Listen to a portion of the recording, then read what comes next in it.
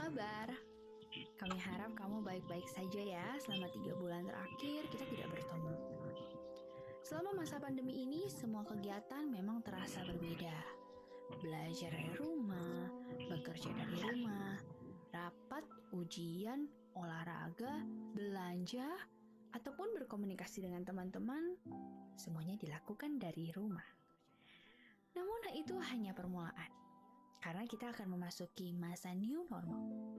Masa di mana mungkin nantinya menyapa kerabat tidak bisa dengan berjabat tangan. Melepas rindu tidak bisa dengan berpelukan. Dan fisik kita harus berjauhan sebagai bentuk kasih bagi orang-orang tersayang. Ya, kami tahu hal-hal tersebut sangat sulit untuk dilakukan. Kenyataannya, memang tidak ada yang benar-benar siap untuk hal itu. Tapi ingat, kita harus terus melangkah ke depan kan? Kami rindu kehadiranmu di kampus. Tujuan kami adalah untuk menyiapkan kamu untuk menghadapi misi yang Tuhan berikan untukmu melalui kegiatan akademik, praktikum, magang, kegiatan spiritual, maupun kegiatan-kegiatan non-akademik lainnya. Apa kamu ingat tahun pertama masuk kuliah? Saat-saat kamu memutuskan Universitas Pelita Harapan untuk kamu melanjutkan pendidikanmu, bertemu dengan mentor saat UPH Festival, bermain bersama teman-teman baru, cari lokasi kelas pertamamu, mengikuti berbagai acara, seminar, pertandingan yang diadakan di kampus, pergi jalan-jalan dengan teman sehabis kelas, dan bahkan kamu mungkin tergabung dalam panitia dan organisasi kemahasiswaan. Dalam perjalanan kuliah menuju tahun terakhir, semuanya akan berubah. Kamu mungkin tidak akan bertemu lagi dengan teman-teman yang selalu ada di sampingmu, dengan mentor dan dosen yang membimbing kamu, atau dengan para staf yang membantumu untuk mengurus keperluan akademik dan non-akademik. Namun satu hal yang kita tahu, setiap kegiatan yang kamu lakukan akan menjadi pengalaman yang mengesankan, menjadi memori yang tak terlupakan. Dengan pengalaman-pengalaman yang kamu dapatkan dan kerja keras yang kamu lakukan, kamu akan berhasil. Kamu akan membawa dampak baik bagi dunia ini untuk Tuhan. Kami rindu sekali dengan kehadiranmu di kampus. Sampai bertemu.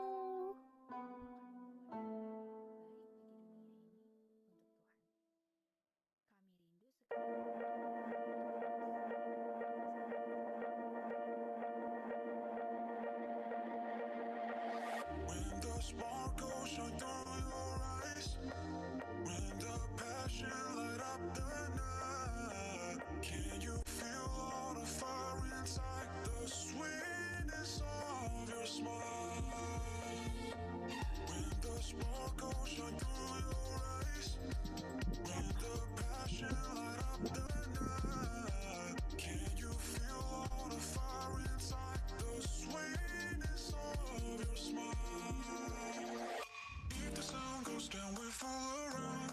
Remember my name, remember my name. If the one is nowhere to be found, remember my name, remember my name.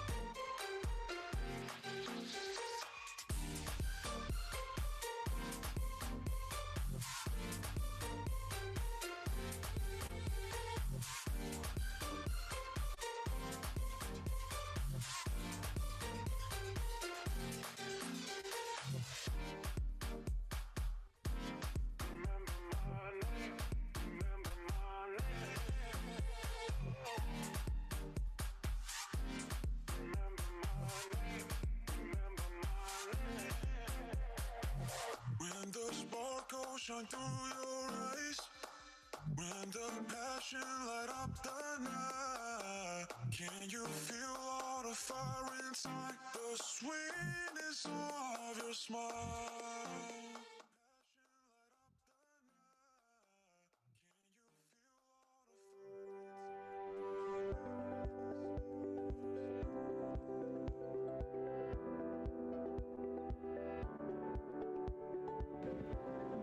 everyone. Welcome to Universitas Pelita Harapan Hospitality Management Program, School of Hospitality and Tourism.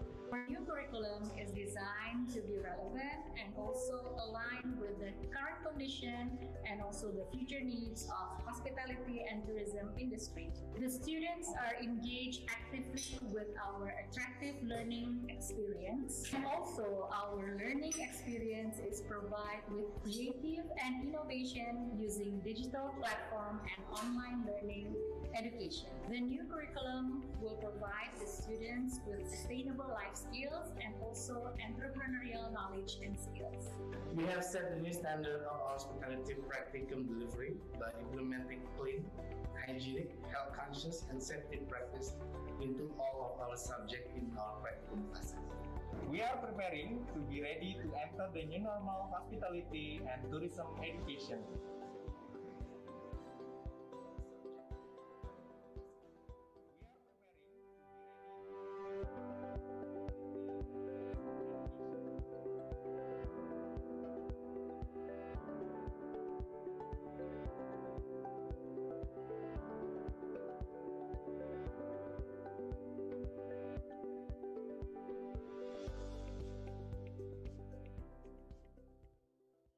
Good morning everyone! Welcome to the webinar series of Pelita Harapan School of Hospitality and Tourism. Selamat pagi semuanya, selamat datang di webinar series Fakultas Pariwisata Universitas Pelita Harapan. Perkenalkan, nama saya Fabiola. And my name is Emily. Today, we are going to start our first webinar series, the title of Sustainable Tourism and Hospitality Practice Solution, Enhancing Innovation in Pandemic Situation. Hari ini, kita akan memulai rangkaian webinar pertama kita yang berjudul Sustainable Tourism and Hospitality Practice Solution, Enhancing Innovation in Pandemic Situation. Before we start, let us remind everyone about the rules and regulation of this webinar. Sebelum kita memulai, kami akan membacakan tata tertib webinar pada hari ini. Mohon menuliskan nama lengkap sesuai pendaftaran pada ID Zoom masing-masing.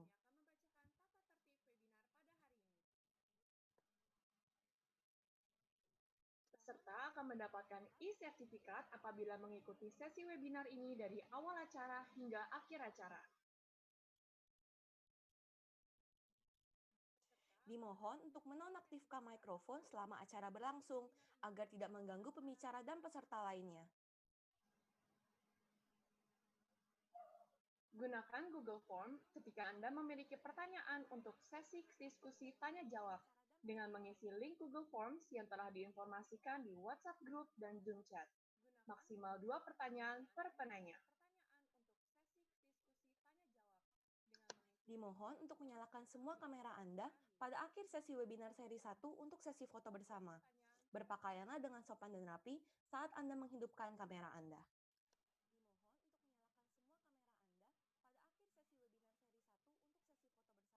Now, let us gather in the prayer. I will lead the prayer in Christian, the rest may follow. Sekarang, mari kita bersatu di dalam doa. Doa akan dipimpin secara Kristiani, yang lain harap menyesuaikan. Let us pray. Heavenly Father, thank you for gathering us here in this first ever webinar series of Pelita Harapan Faculty of Tourism. Lord, now we are going to start. Please bless everything so everything can run smoothly. In the name of Jesus Christ, we have already prayed. Amen. We would like to invite all the guests to sing our national anthem Indonesia Raya. Kami mengundang seluruh tamu undangan menyanyikan lagu kebangsaan Indonesia Raya. We would like to invite all the guests to sing our national anthem.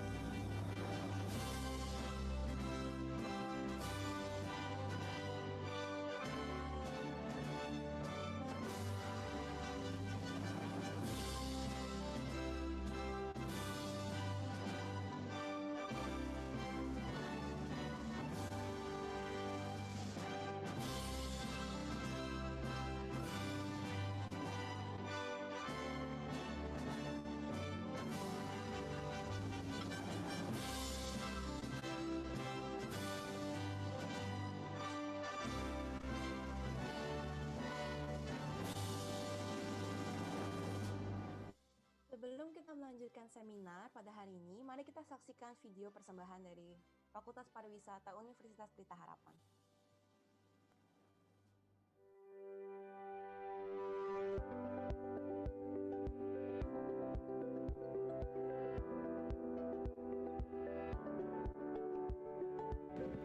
Greetings everyone, welcome to Universitas Pelita Harapan Hospitality Management Program, School of Hospitality and Tourism. Our new curriculum is designed to be relevant and also aligned with the current condition and also the future needs of hospitality and tourism industry. The students are engaged actively with our attractive learning experience. And also, our learning experience is provided with creative and innovation using digital platform and online learning education. The new curriculum will provide students with sustainable life skills and also entrepreneurial knowledge and skills.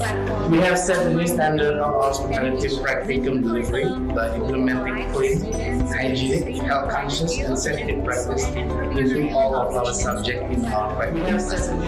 We are preparing to be ready to enter the new normal hospitality and tourism education.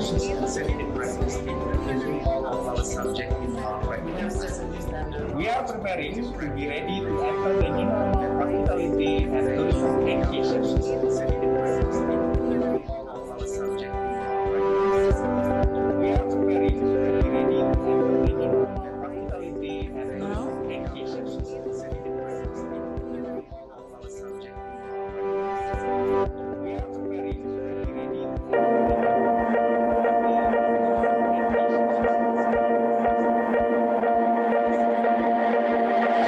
When the sparkles shine through your eyes, when the passion light up the night, can you feel all the fire inside, the sweetness of your smile? When the sparkles shine through your eyes, when the passion light up the night, can you feel all the fire inside, the sweetness of your smile? If the sun goes down, we fall around. Remember my name, remember my name. If the one was nowhere to be found, remember my name, remember my name. Remember my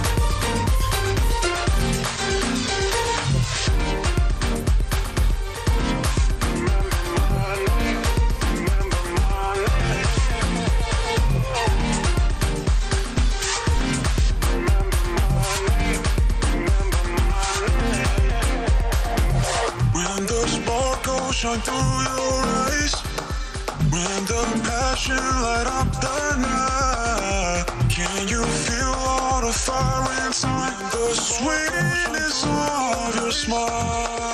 The passion light up the night, can you feel all the fire inside, the Now, sweetness we would of like your to invite Rector of Universitas Pelita Harapan, Honorary Dr. Jonathan L. Parapak, MNSC, to give an opening speech.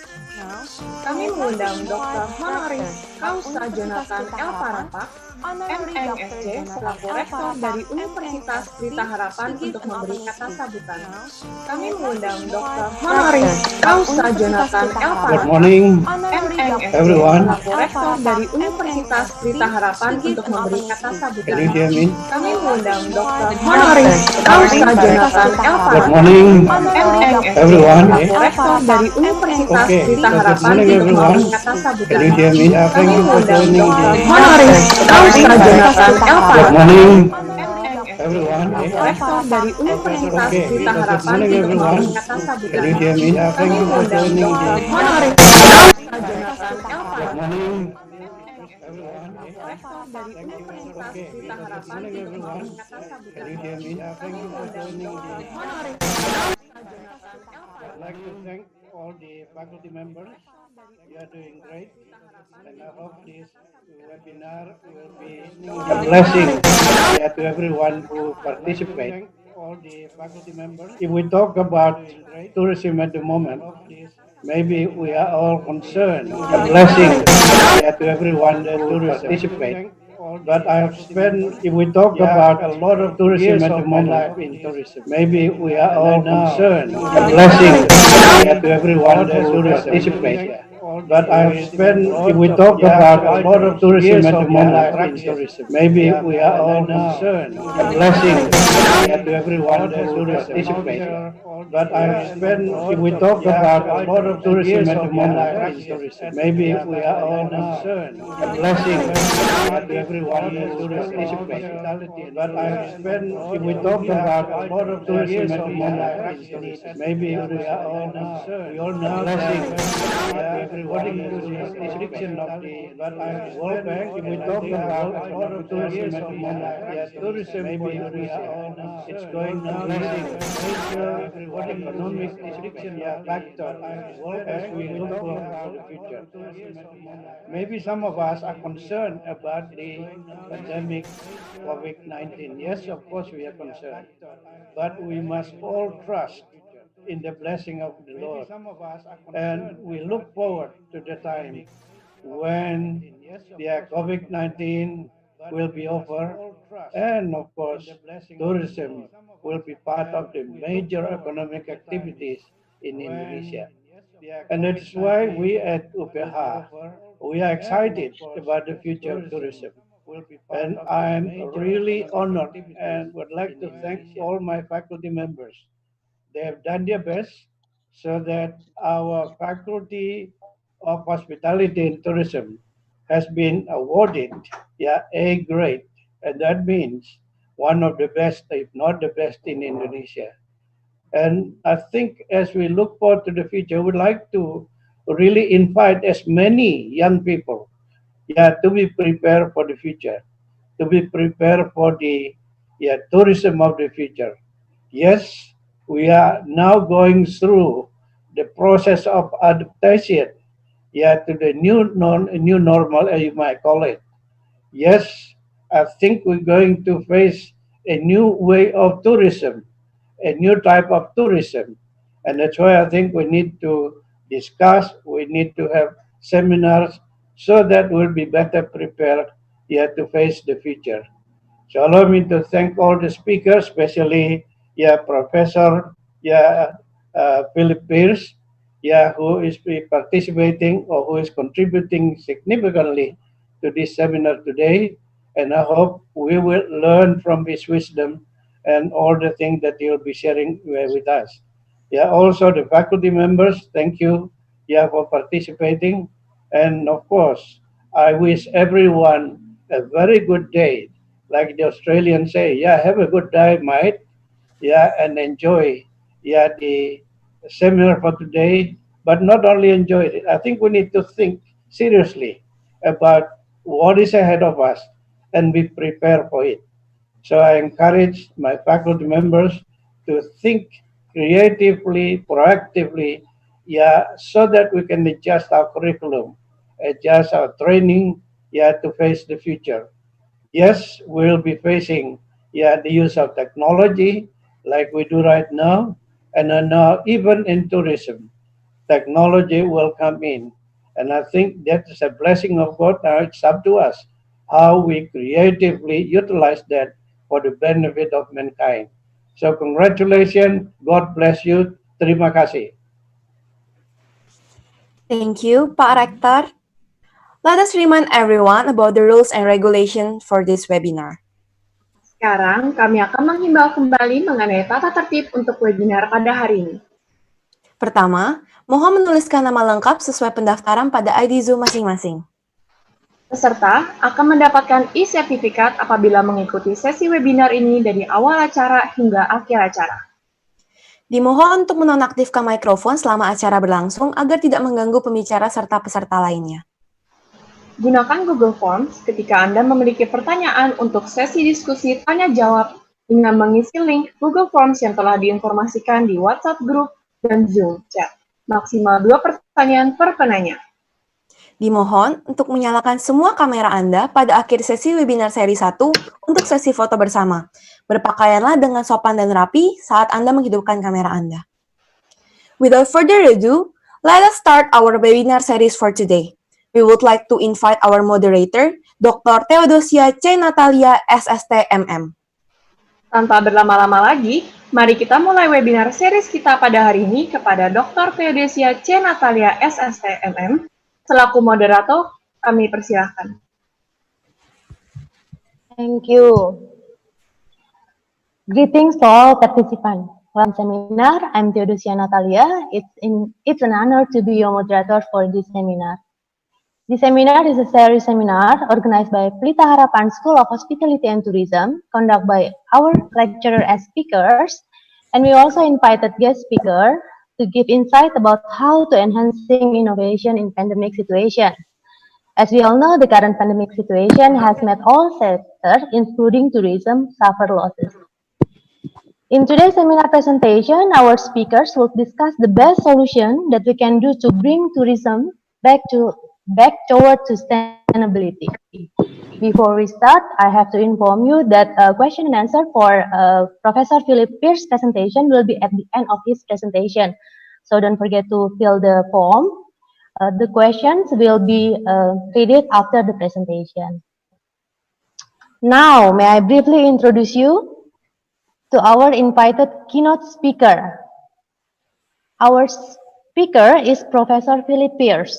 He is the Foundation Professor of Tourism and a distinguished professor at James Cook University, Australia. He is interested in all aspects of tourist behavior and has developed key approaches to tourist motivation and tourist experience. He places a key emphasis on the differences among tourists to offer solutions for enhancing positive experience, reducing undesirable behaviors, and limiting negative outcome on host societies. He has undertaken studies mainly in Australia, Asia, and to a lesser extent, the United Kingdom. He has published so far 17 books in tourism and 30 reference publications. All right, without further ado, let's welcome our invited keynote speaker. Ladies and gentlemen, please give a big virtual applause to Professor Philip Pierce. Professor, the time is yours.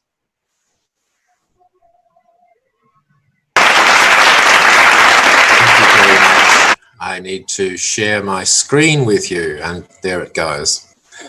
I would like to thank you very much for the opportunity to speak to you all today. I would like to thank the Rector and the staff for this occasion. It's always difficult to set up these occasions, so I appreciate the work that goes into it. And I thank the Rector for those words of important welcome about the new kinds of tourism that we're going to have to manage and look after. It is both a privilege and a responsibility to give an address like this. Responsibility because I'm taking up some of your time and there may be other things you'd like to be doing, but a privilege because I hope I can share some of the many ideas that we've been developing through our studies and through our research efforts.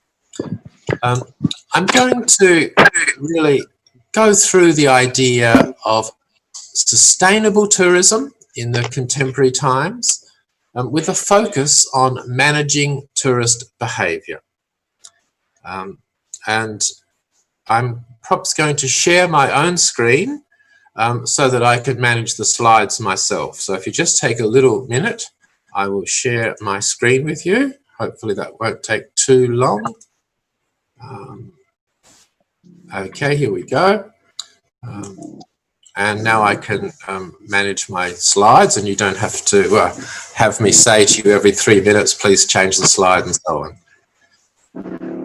So the key approaches to sustainability that govern and control so much of what we do in tourism in the last 20 years really takes into account 4 forces shaping sustainability. There's an economic force, of course, because as the rector said, it's an important sector of the society for funding jobs, for bringing in both domestic money to regions and international money into the country. There's also strong social components to sustainability that we must not ignore, and the impacts there are important.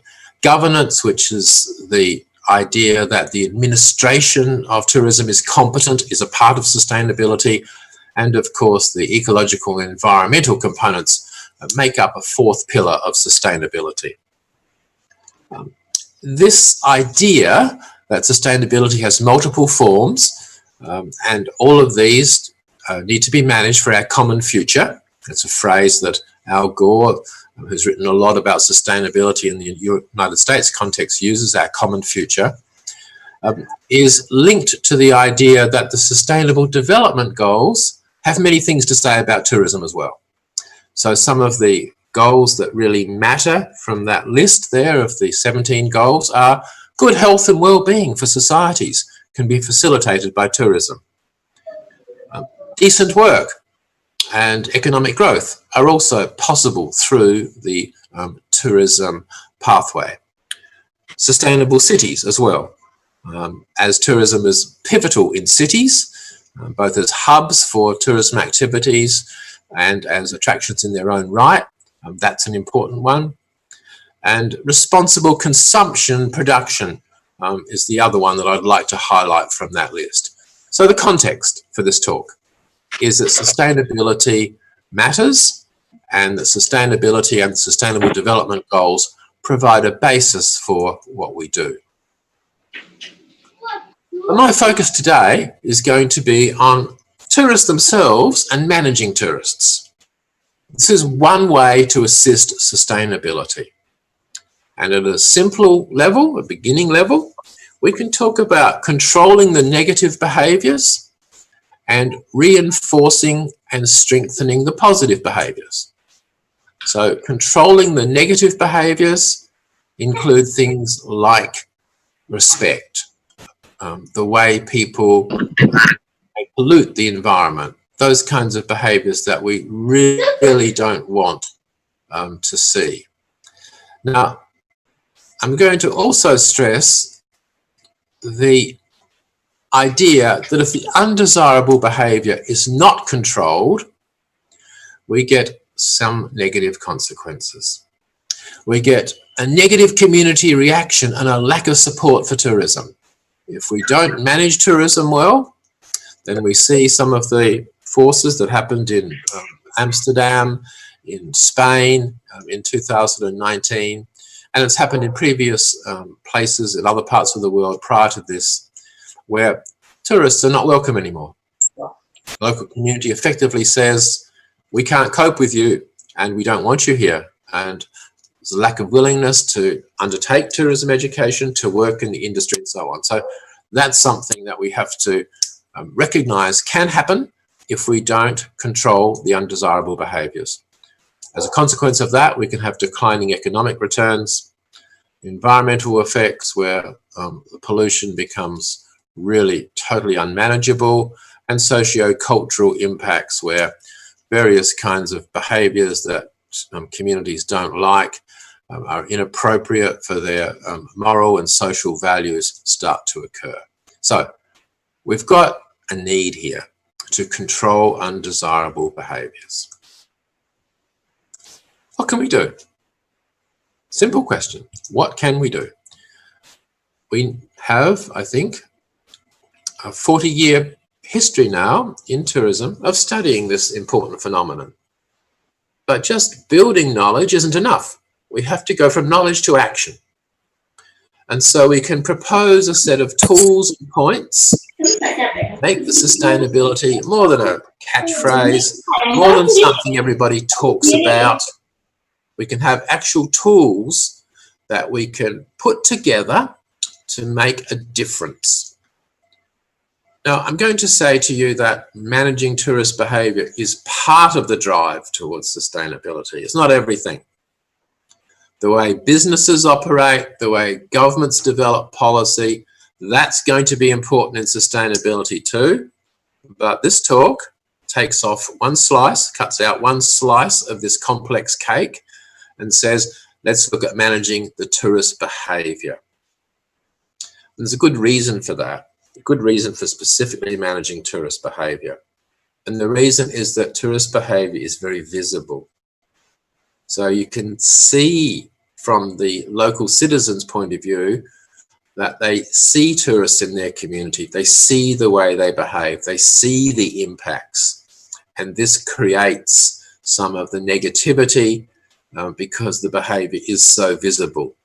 Some of the other subtle, longer-term things that happen when tourism grows in a community, like real estate prices and the shifts of people from one area to another, is a longer, slower process, a little bit harder for the public, the media, and even governments to identify so quickly. So managing tourist behaviour matters because it's visible, and if it's not managed, we have these long-term consequences. The next two slides are a bit complicated, but I will slowly go through them and, if you like, give specific examples of what I'm talking about. There's three levels of action, if you like, when we try and manage tourist behaviour. There's crafting a new vision, building a new kind of tourism, which may involve altruism, that's doing things beyond your own self-interest, looking at ethics, re-educating yourself, reconsidering what's going on, a new vision of tourist behaviour. That's at the top level. That's at the big philosophical or re-evaluating the world level. We'll talk about some of those. We can also more specifically control behaviours. This is in the world of governments and businesses and sometimes tourists themselves. So we can put in some policy controls, legal rules and restrictions, fines, permits, authority-driven codes, and we can reshape settings. That's controlling behaviour. And then at the basic tourist themselves level, there's particularly changing behaviour. Refusing things, reusing, recycling, and so on. Now, that's a complex diagram, and it's one that comes from a publication that we've recently put together. And it comes to a specific list of activities. And that's a big, horrible slide. As an educator, I wouldn't put that slide up for my students because there's too much text on it. But it is an orientation to what I'm going to specifically talk about. These are what I call the 13 or 14 R's for improving and managing tourist behaviour. So rather than just read through those, I'm going to now look at chunks of those and talk about them. So the first lot, these are changing personal tourist behaviours, influencing the. And I'm going to give examples as I go through each of these R's because they matter. So what is recognition? Well, recognition is essentially making tourists aware that they're causing a problem. Sometimes tourists don't actually realise that what they're doing is upsetting the environment, upsetting local people.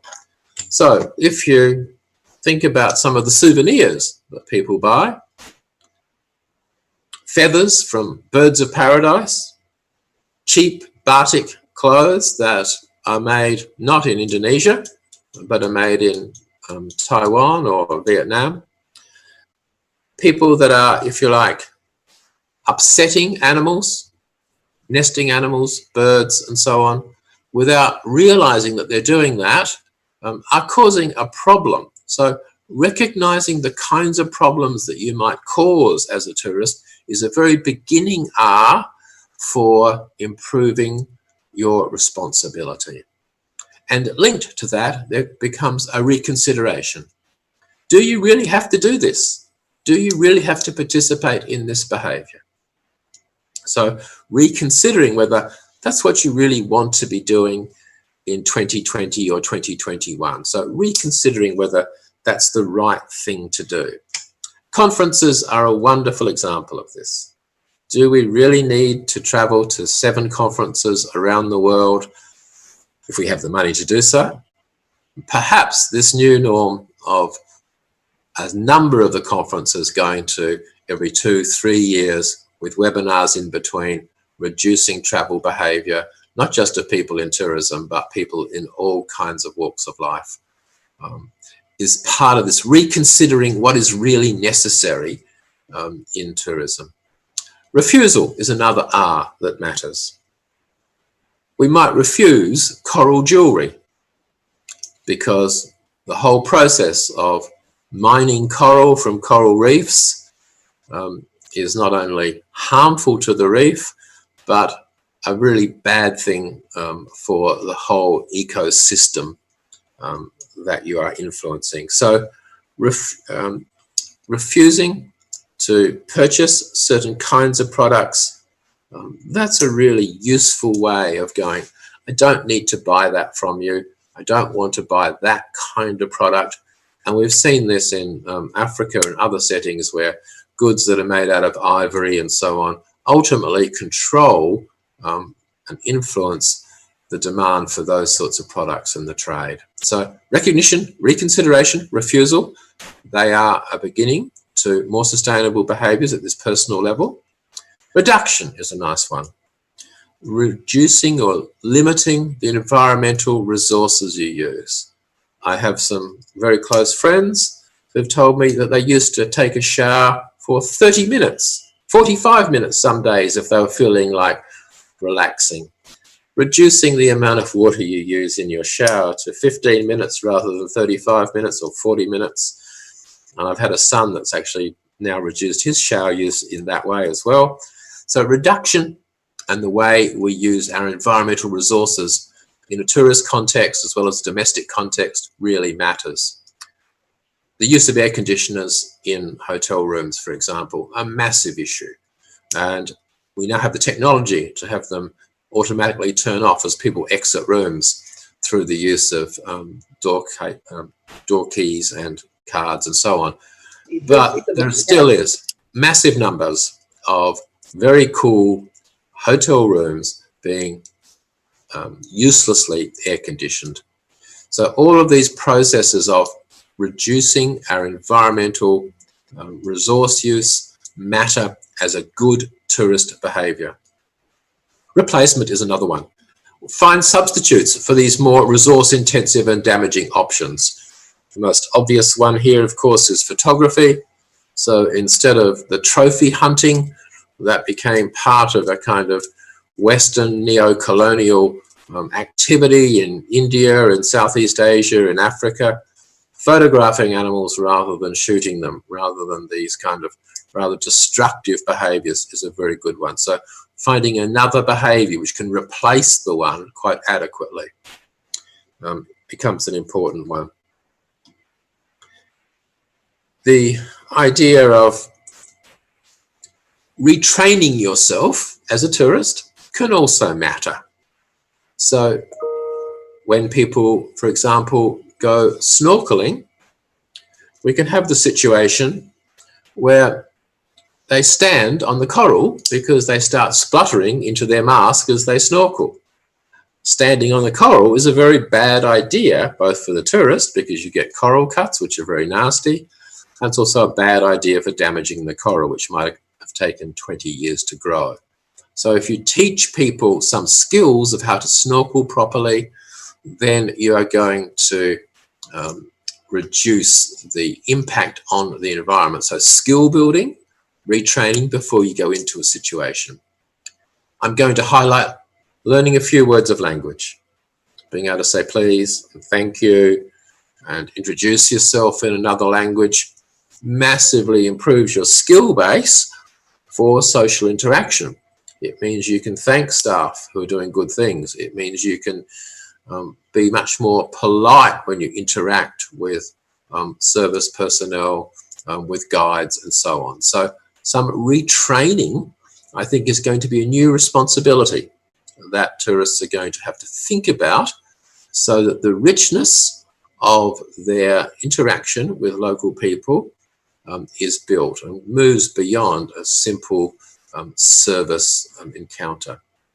A difficult one, perhaps you might say this is rather the same thing, is re-education Well, re-education is a little bit more extensive than just building some skills.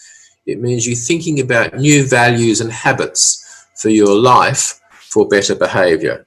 There's quite a tradition now in the tourism research world of people talking about transformation. I'm going to give you an example from a study we did about poverty in Southern Africa. What we did was look at the stories that people told after they'd seen people in extreme poverty in Mozambique, in Zimbabwe, and so on. And what people said was, I'm not going to spend so much of my money on buying 10 pairs of shoes in the future. I'm going to change some of my consumption. I don't need as much stuff in my life now that I've seen how poor some people are. I would much rather limit my own behaviour, look at some new values I have about helping other people and being a good community global citizen, rather than just indulging myself endlessly in buying things. So it's a little bit different to retraining. Retraining is a specific skill you build. Re-education is really thinking about the values you hold as an individual, as a person that has some travel and holiday activity. A big one, an important one that people are concentrating on now in the research. Restoration. This is committing to altruistic, that is non-selfish actions for positive resource and socio-cultural benefits. What might be some examples here of restoration? Well, some include things like being involved in charity work of some sort. Sometimes it might be helping rebuild a particular structure that's declined through overuse. It might really be essentially trying to help the environment through tree planting, through cleaning of rubbish, and so on. So restoring resources, trying to perhaps be involved in volunteer tourism, where you're teaching local communities various skills that you might have. This is a new positive kind of tourism responsibility, tourist responsibility.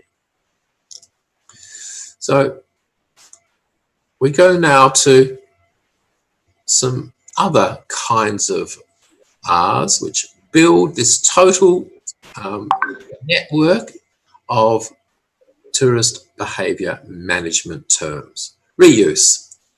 We've been talking about reuse and recycling for some time in environmental terms. They continue to be important R's. So you continue to work with objects and processes that have continuing use. So what might be an example here? Well, essentially you might reuse porcelain cups. You might reuse things made out of enamel rather than using plastic.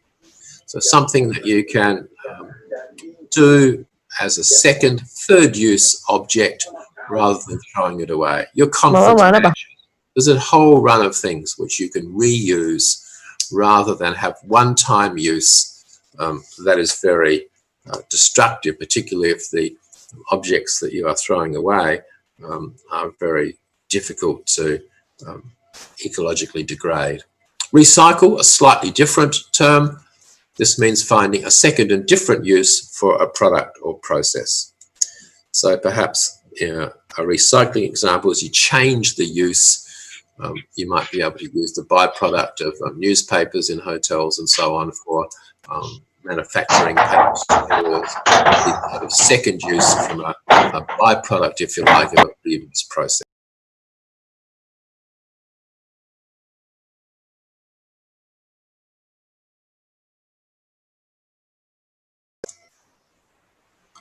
Okay, we are good still. Okay, restrictions and measures. This is controlling behaviour through security personnel, through legal edicts, and through zoning. Certain sorts of things you can do in certain spaces. One of the curious little features of some of the studies that have been done on restrictions, some of you may be familiar with this in a work setting. If you just show people a visual of a pair of human eyes over a common resource like coffee or sugar, people feel they're being watched, even if it's just a photograph of another person or a set of human eyes. We are sensitive as human beings to the impression we make with other people. So control through social norms, through having the idea that someone's watching you can be very important. The idea that the security personnel who may tell you that what you're doing is wrong matters. But of course, legally, some of the worst behaviours, we need to go to the courts to stop people doing some of the rather destructive and terrible things involving all sorts of morally questionable behaviours, and zoning people so that people can do a particular kind of behaviour in one space, and other people who want to do a different kind of behaviour can do that in a parallel or separate space. So we don't have swimmers and surfers running into one another. We don't have water skiers and swimmers running into one another. There's many of these situations where zoning is going to be helpful. If people want a family picnic, that's a kind of zone space. But if people want a wild party, well, then that's a different kind of need and needs to be zoned into different spaces. So a lot of these behavioural controls are becoming really quite important. I am very cheered up, heartened, feeling positive about what's happening in the Mediterranean island destinations this year. Some of the places that were notoriously bad in terms of crazy behaviours and destructive behaviours, I'm particularly thinking of some of these intense Mediterranean resort islands in Mallorca. The government has now said various behaviours are no longer desirable. We will fine you, we will stop you coming again. You won't be able to come back to our country if you do stupid things like jumping out of the hotel balcony into the swimming pool from 3 floors up. If you get too drunk and those sorts of behaviours, you can actually now no longer be allowed to come to our place.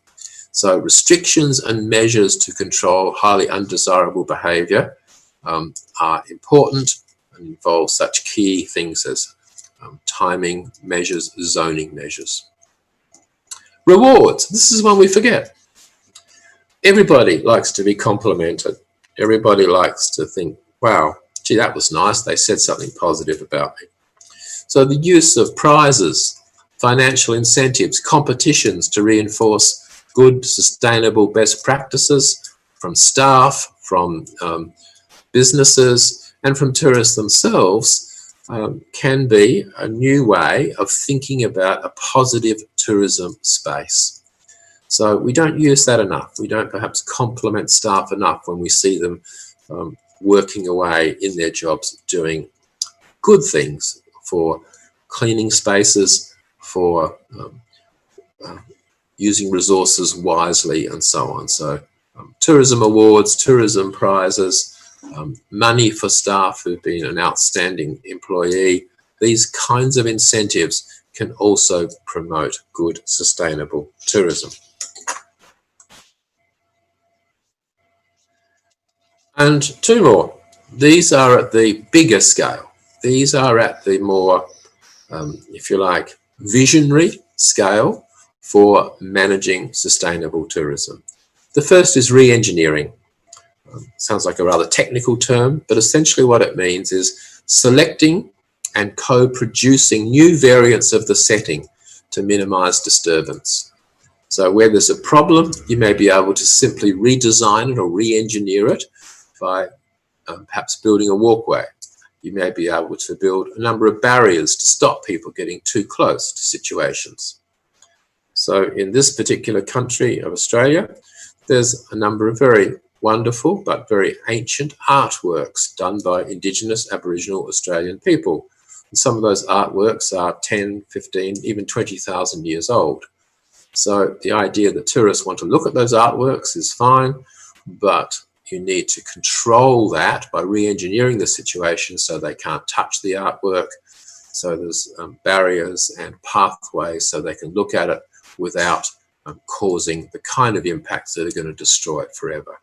So thinking about the situation you've got, can you design it differently to reduce what people do? Can you make it easy for people to behave well?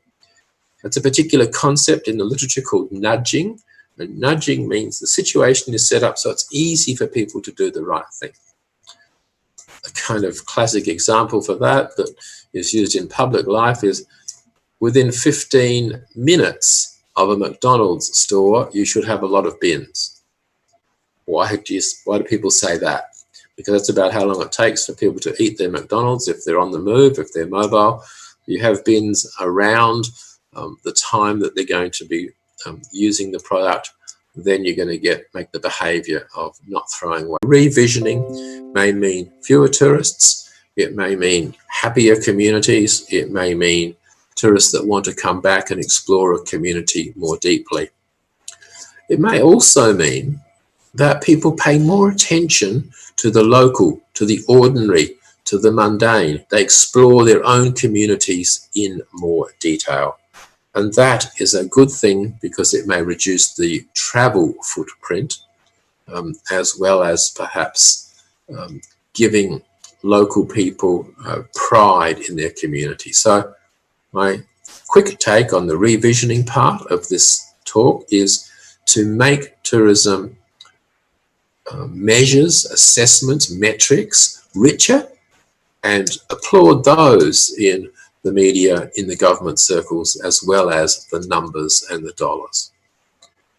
All of those points represent what I would call principles, and I'm going to just conclude this talk with an example, an extended example, because it can show how you can put some of these 14 R's together and solve a big problem and create an alternate new vision of tourism in a significant setting. So this is moving us from the vision, from the principles, from the academic work to a new reality. And I'm talking now about a place called Uluru, which is traditionally known as Ayers Rock in central Australia. This is a large monolith, a big visually, as you can see in the slide there, a visually spectacular monolith, which is in the very hot, dry, almost no rainfall each year landscape, which is extremely flat. So this particular monolith changes colour as the sun sets on it or as the sun rises on it, and the reds in the image there become a peak at about dusk, and then they go into a purple. It's a very spectacular sight. It's famous for being the red heart in the centre of Australia. About 35, 40 years ago, when the rock became a place that people could get to because the roads and transport improved, people started to climb it.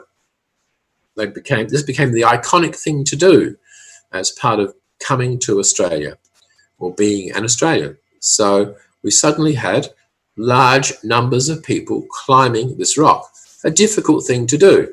It's very hot there. We're talking 35 to 45 degrees. And so it's an exhausting walk to the top of the rock. I have done it. I did it a long time ago. I've been back to this site, and the second time I didn't do it. There are many reasons why. One of the reasons why it's a problem is climbing the rock is a tradition. Yes, it's a tough, steep climb, but it's been producing years of wear and tear on the rock itself. So we've got the pathway going up there, and people cling on to a chain to get through the very steep sections. People have died on climbing that rock because of the extreme heat, the stress, and so on. So that is a problem.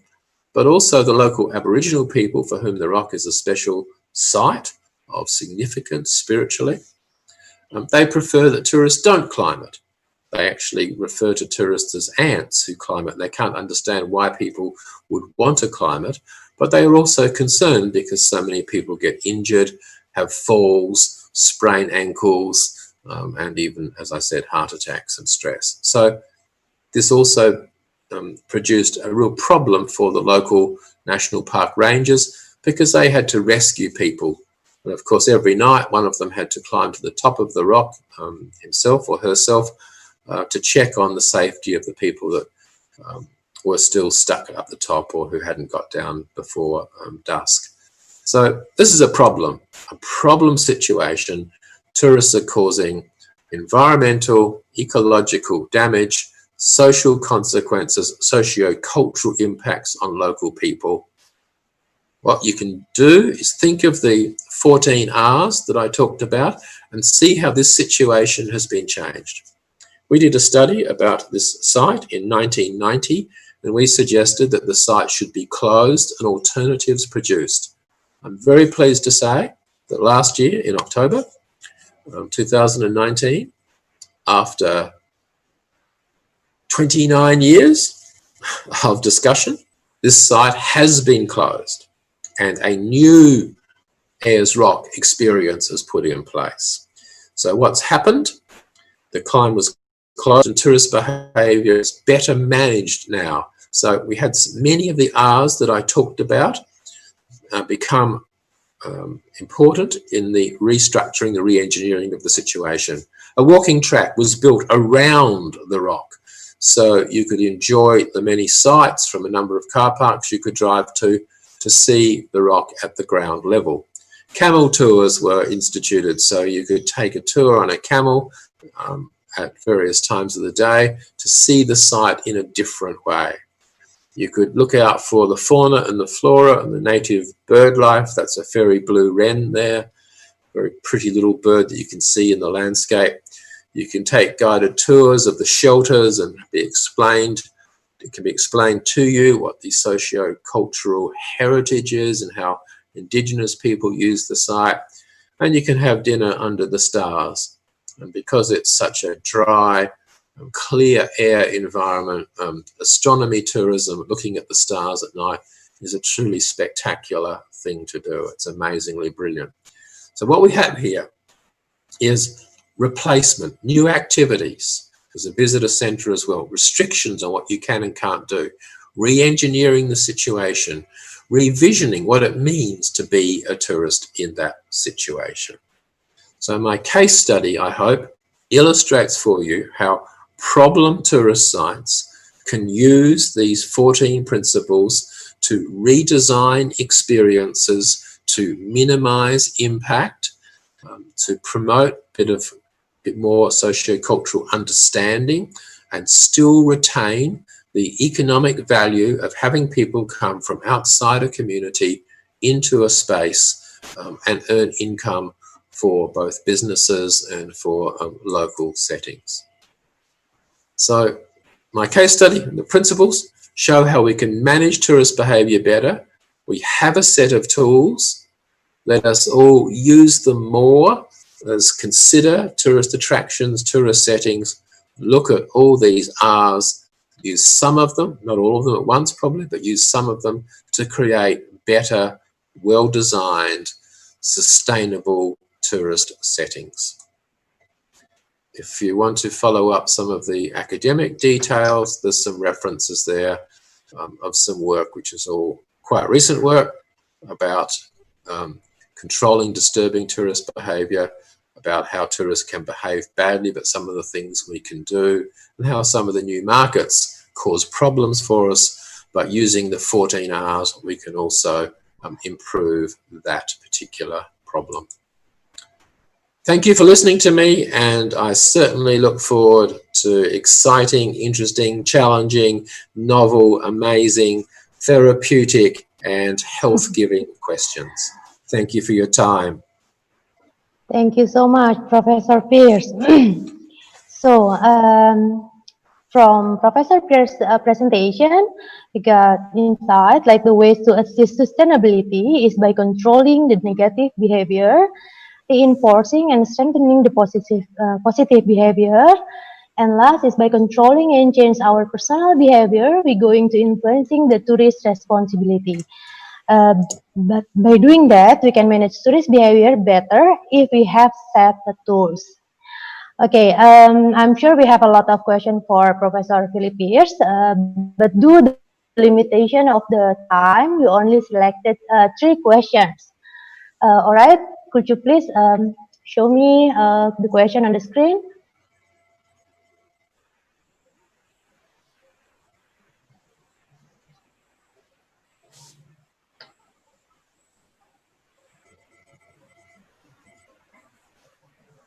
So we have 3 questions, Professor Pierce. The first question from Yusuf Baikuni Ahmad from University of 17 Agustus 1945. The question is how to make virtual tourism, especially to a zoo, Professor. How to apply these ideas to a zoo? Yes. Okay, good. I think zoos represent an opportunity for re-education, in particular. If we think about the way the exhibits are presented to people, rather than it just being a purely visual experience, we can make it a engaged experience in terms of making people think about the habitats and the sustainability of the species that are on show. And so we can begin to think about rewards and reinforcement of the management of those environments. We can have animals being adopted by individuals, providing support for particular species in that way. So the design of exhibits has come a long way, not perhaps quite so much in Asia, but the design of zoo exhibits, which puts the animals in ethically appropriate spaces, can be part of this whole re-engineering of settings to educate and provide messages to those that visit, children as well as adults, for a better view of sustainability in the future. So zoos, wonderful opportunity for educational implications.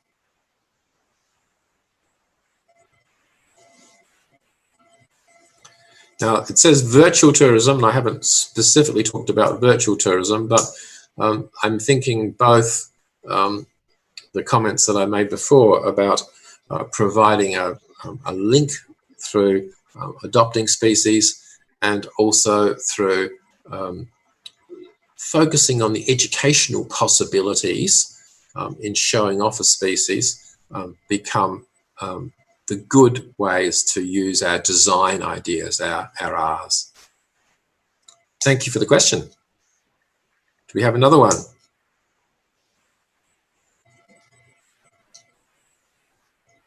Okay.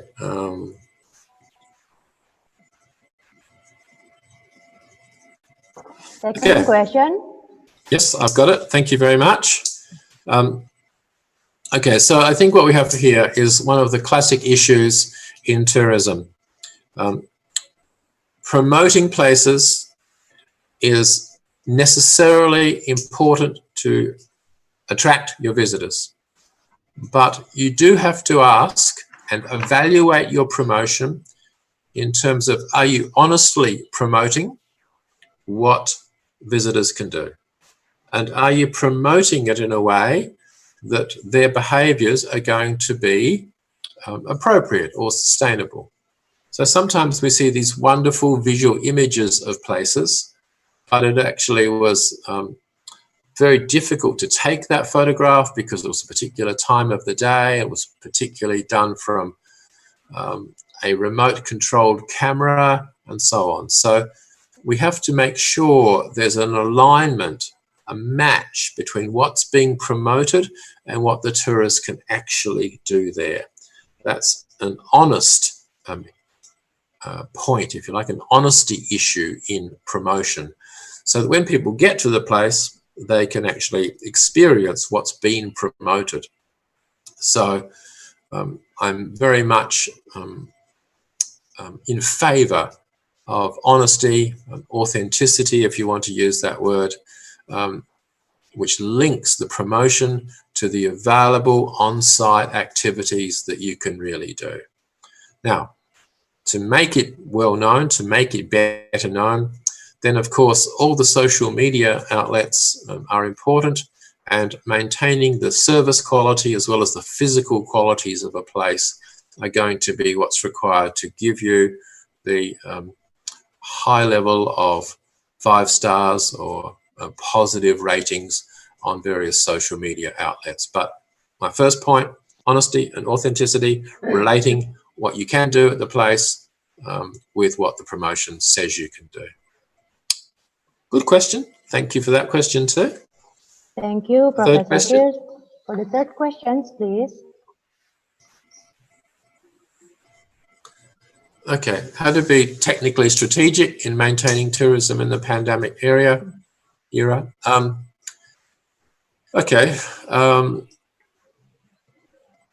I think we now all know that there are new rules to be followed in tourism situations.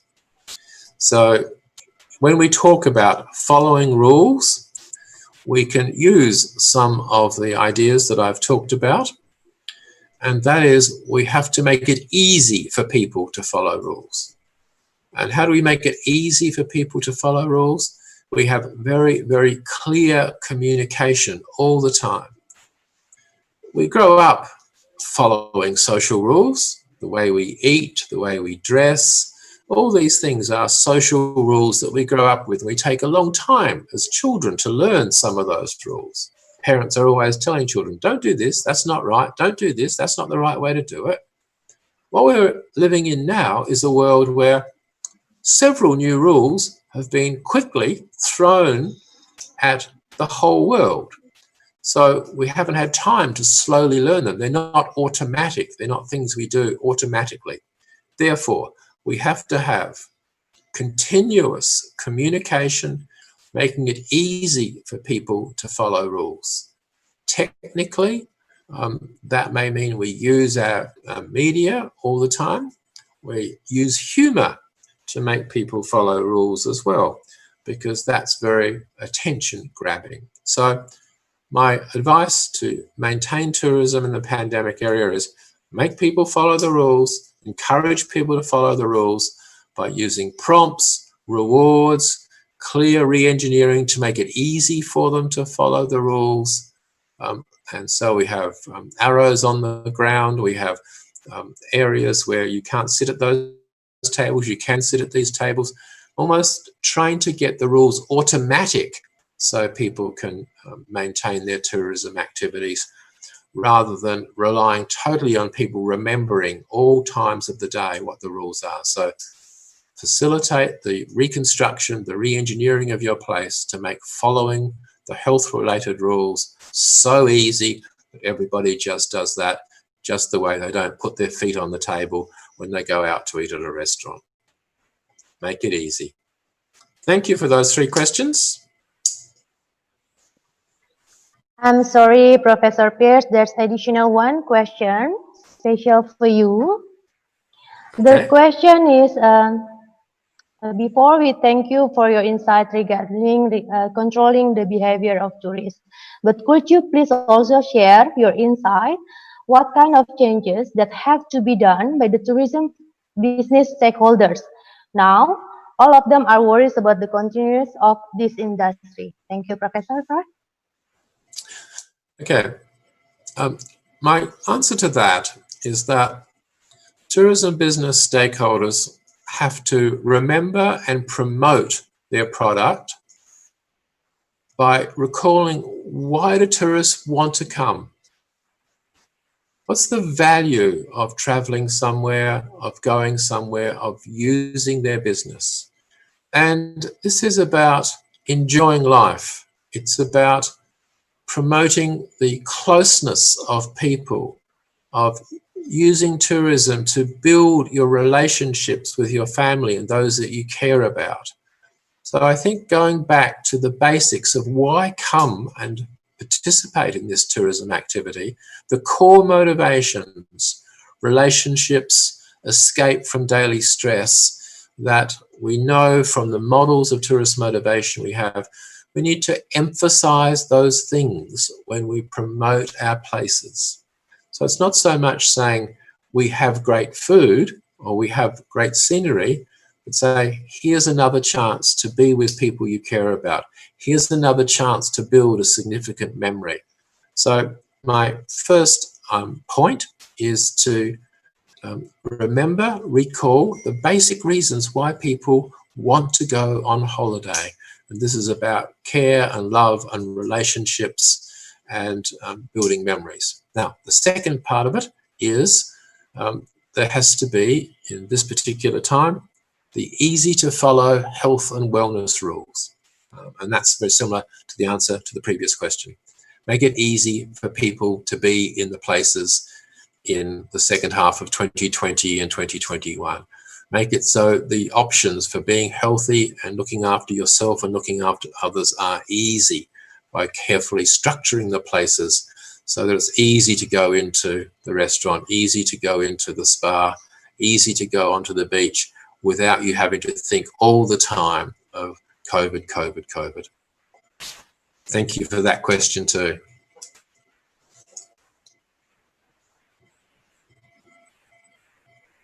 Thank you, Professor Pierce. I think we still have time, right? Okay. I'm happy to keep answering questions for most of the day. Please, when you feel the time is up, just tell me, but I'll keep on answering. Okay. There's several answers to this question. This is about recovery. I think the issues here are, we've seen this happening in Europe, trying to have the government activities restrict the spread of the virus in as many ways as they can think of, and perhaps investing money in maintaining businesses, letting them have some financial support during this difficult period for them so that they can restart with more tourism, hopefully next year. So there's financial support, there's support for refurbishing, replenishing places to make the health issues easy. And I believe if we're going to go in the direction of putting badges or stickers or certificates of health and wellness and COVID controls on businesses, then we need to have the government fund checkers, auditors, people to constantly make sure the businesses are using the right practices to justify their sticker, their label, their COVID safe identity. It is absolutely no good starting out a process of saying, yes, this business is COVID safe, and then not checking it, not authenticating it, not going back and auditing it. And I think the government can play a role in providing new jobs, if you like, for checkers, for people to authenticate that those new procedures and regulations are actually in place. That will ensure consumer confidence, and consumer confidence, building on this idea that I had before, that there are fundamental human needs and reasons as to why people travel. If they're confident that the government and the businesses are looking after them through an approval process, then we'll get recovery of a limited sort, and then let us hope that in 2021 we do have a vaccine, and that those vaccines will be available to everybody. Is there another question? Is there any question? One more? Okay, one more question, Prof. Yep.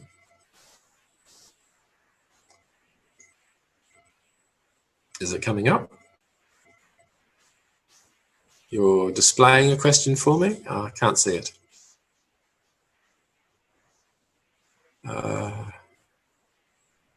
Okay, someone's sharing a screen. Okay. What would you have been put with destination energy?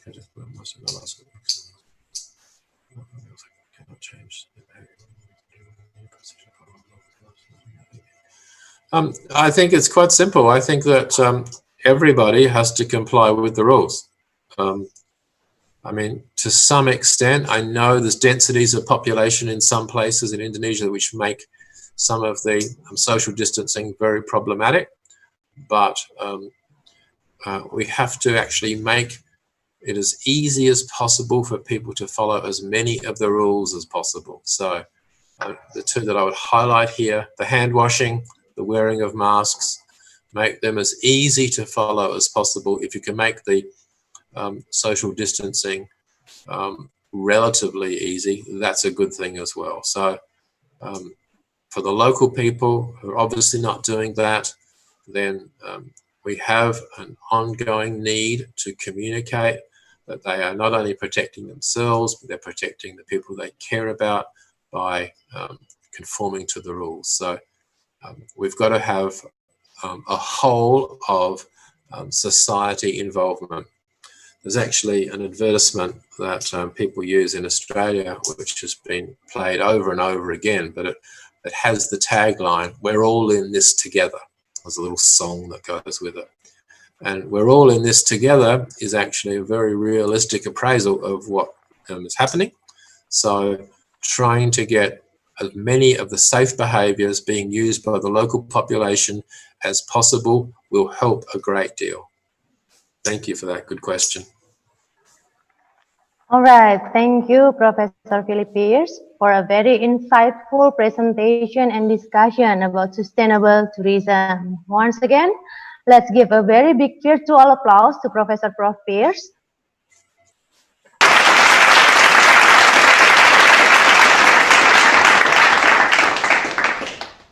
Thank you. Now I'd like to invite our Rector of Universitas Pelita Harapan, Honorary Dr. Jonathan L. Parapak MSc, to give e-certificate appreciation.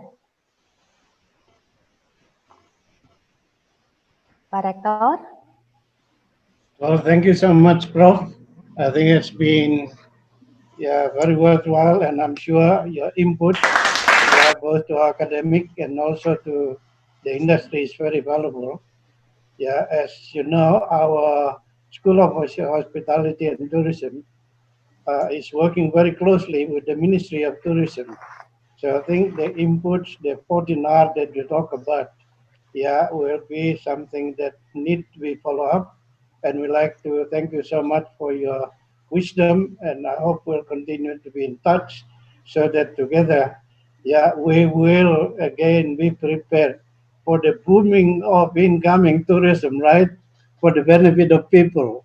Not destroying the environment and not for the destruction of people, but yes, for everyone to enjoy life, together as we pass the pandemic COVID-19. We all hope, that will come very soon. So thank you again, and I think allow me to present the certificate. This is just formality in Indonesia.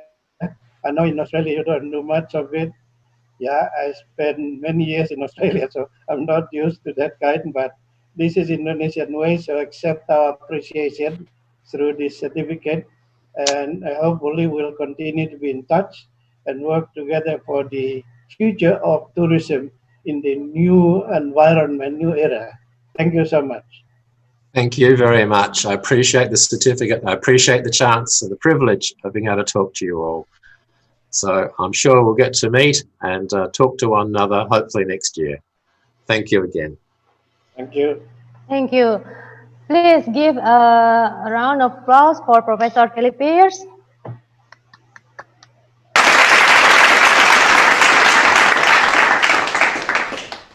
Now we're going to continue with our next speaker. For the next session, I have to inform you that question and answer for the session will be held after we finish hearing the presentation from our fourth speaker. So after Bu Ira share the presentation. So don't forget to fill the form for the question.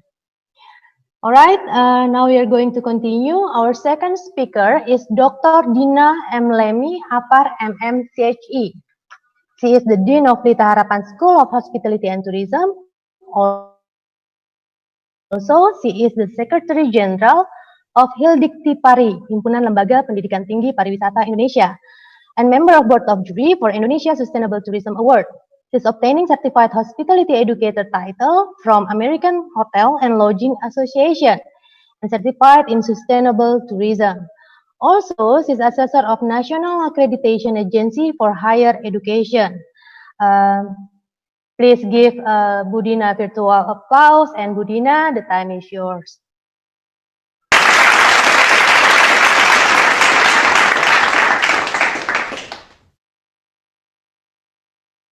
Good morning, everyone.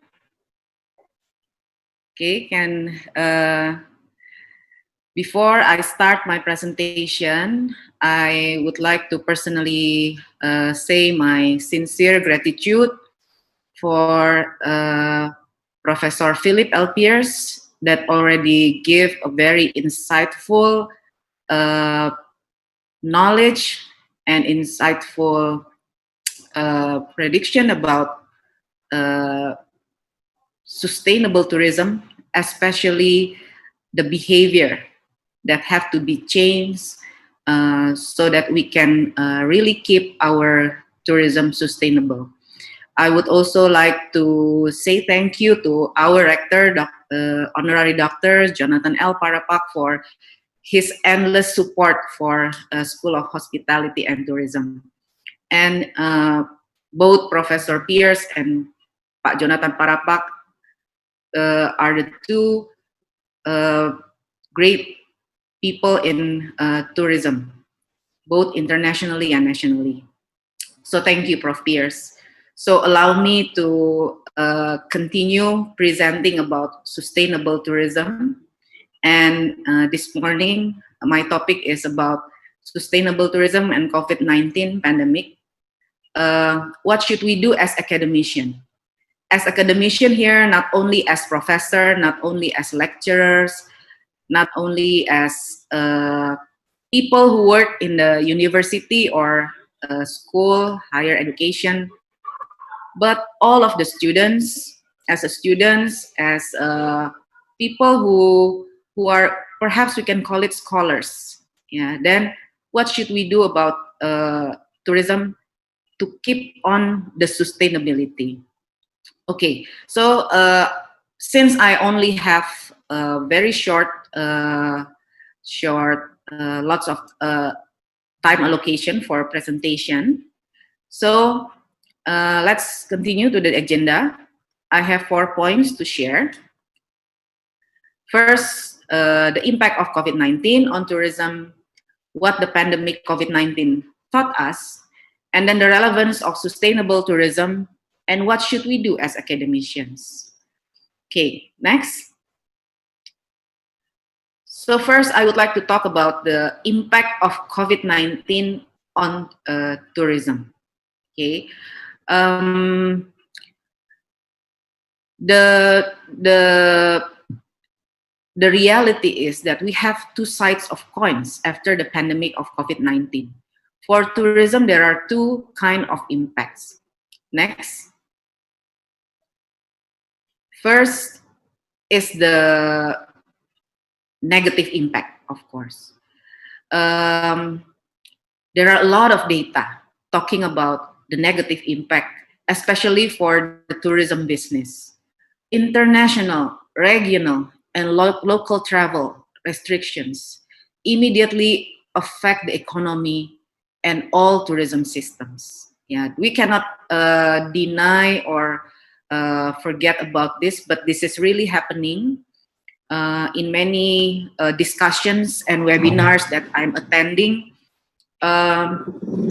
Many businesses are affected by the existence of COVID-19 on tourism. Why? Because to stop the spread of COVID-19, people have to restricting the travel. While tourism, the basic of tourism is traveling.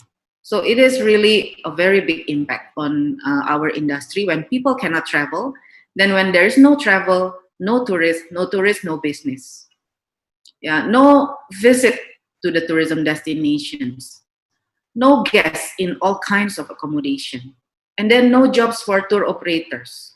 So economically wise, COVID-19 has a very bad impact on tourism business. Yeah, many data are talking about this. Okay, so can we go to the next presentation, the next slide? Next, please. Okay. However,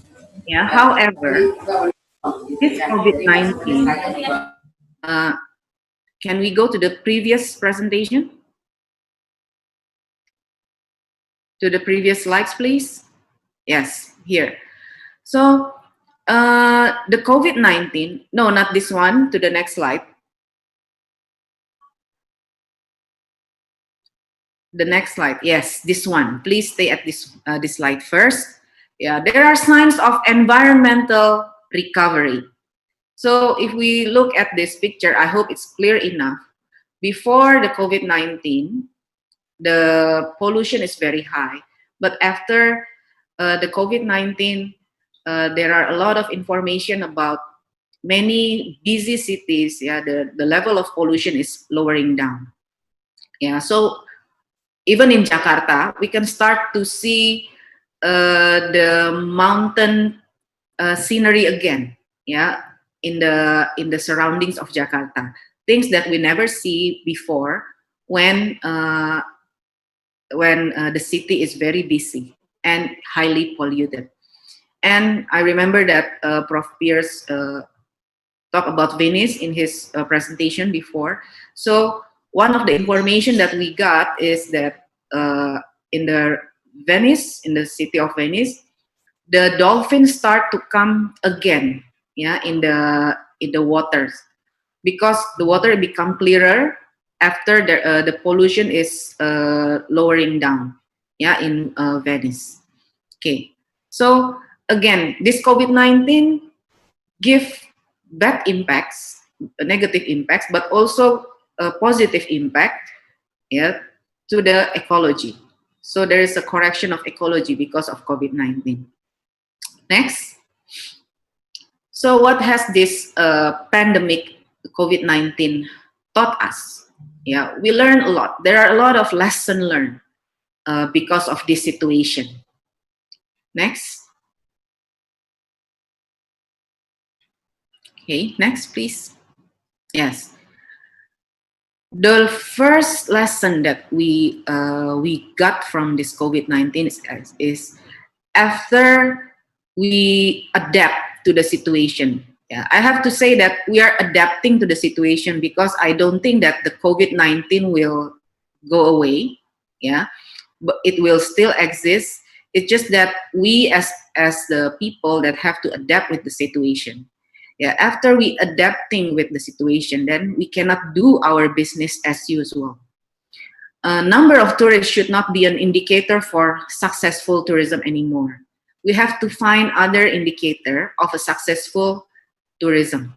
Yeah, like Prof. Pierce say in his presentation, that the change of tourist behavior is one of the great contributors to the success of the tourism. So again, we have to change our ways in doing business in tourism. And then the second one is tourism should not be the only source of income for a country or a destination. Actually, for this second point, many tourism experts already talk about this for a long time ago. But still, because of the lucrative and attractive, yeah, how tourism can generate income to destinations, we tend to forget, yeah, that we should have a strong economic structure. Yeah, a tourism destination also have to build a strong economic structure that is not only depending on tourism only. I have a positive and encouraging information. Yeah, when in a discussion with some desa wisata tourism village, they say now that the people in tourism village, yeah, when there is no tourist, now they do not have income in terms of money in nominal, but they are not losing their source of income because they are still can do their farming, yeah, and then many other activities as farmers and as a village people. So actually, there is a local wisdom in Indonesia, especially in the tourism village, that we can learn when tourism is not the only source of income for a destination. And then the third thing that we have to learn and to be aware of is that this pandemic is not the last bad thing. Yeah, we might overcome more worse events in the future. Yeah, then we have to be prepared. Yeah, the largest thing that we learn from this situation is that we should have a mitigation plan, yeah, and a risk management plan. These two things, yeah, are two things that being forgotten by many destinations in the world. Yeah, in Indonesia, yeah, when I got involved as a jury for Indonesian Sustainable Tourism Award, yeah, I have to honestly say that many destinations do not have a mitigation plan and risk management, yeah, for their destination. That's why perhaps after this thing is happening, yeah, then all of us are very shocked, yeah. And then the fourth one, I think, is highly related to Prof. Pierre's presentation before. The change of behavior to all tourism stakeholders is a must.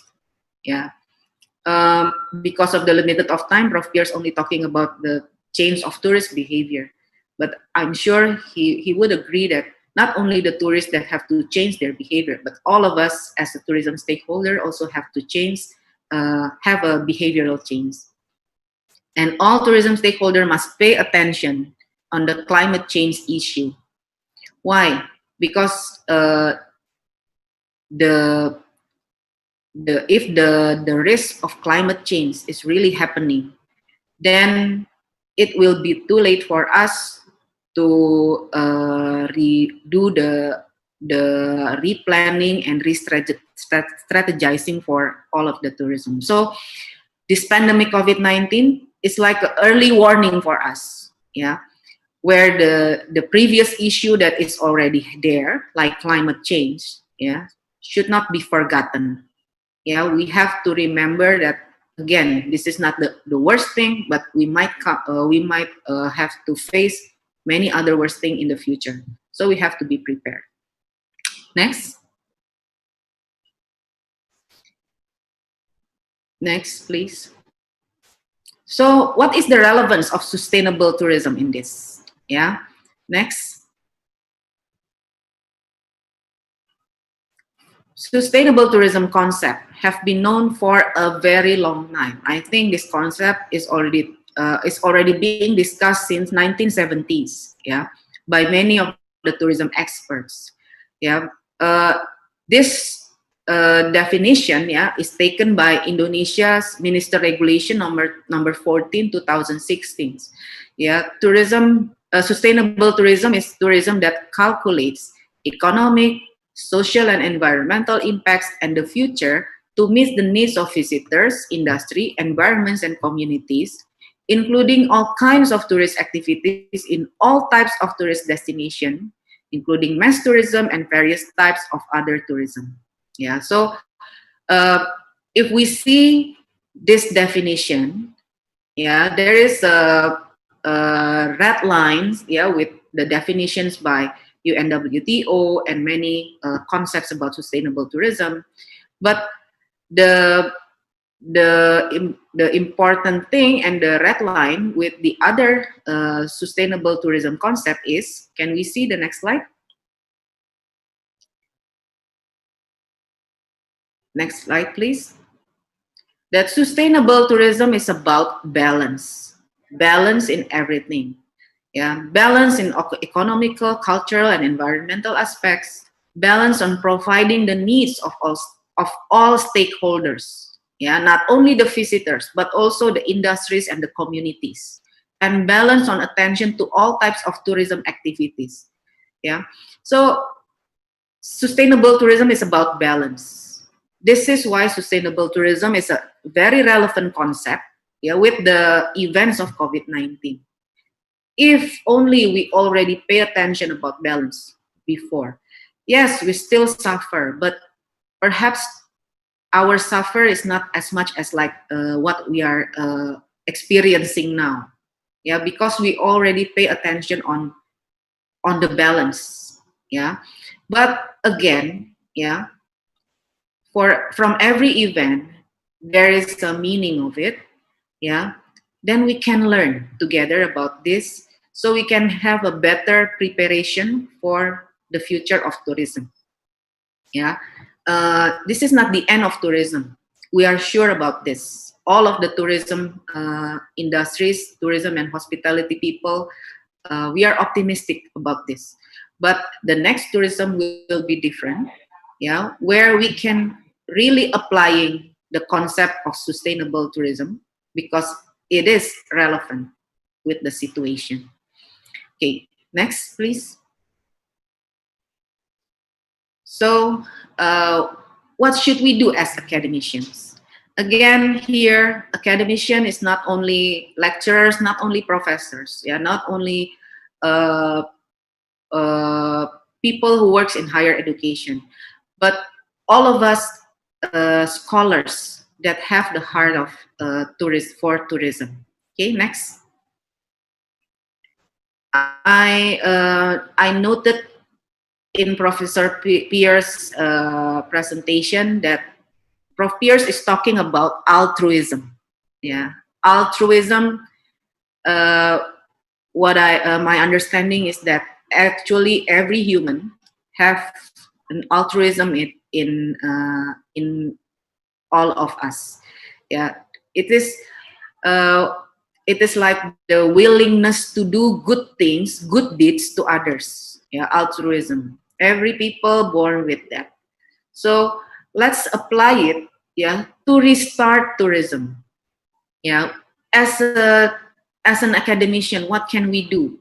First, we really embrace the concept of sustainable tourism, yeah, and accommodate it in the teaching learning activities in classes, and as a scholars, yeah, in whatever you do, we reflect the concept of sustainable tourism in our daily behavior. Again, the change of behavior. Yeah, let us make research on how the next business process of tourism should be done. Yeah, what things that we have to change. Yeah, what can we continue, and what we should eliminate in our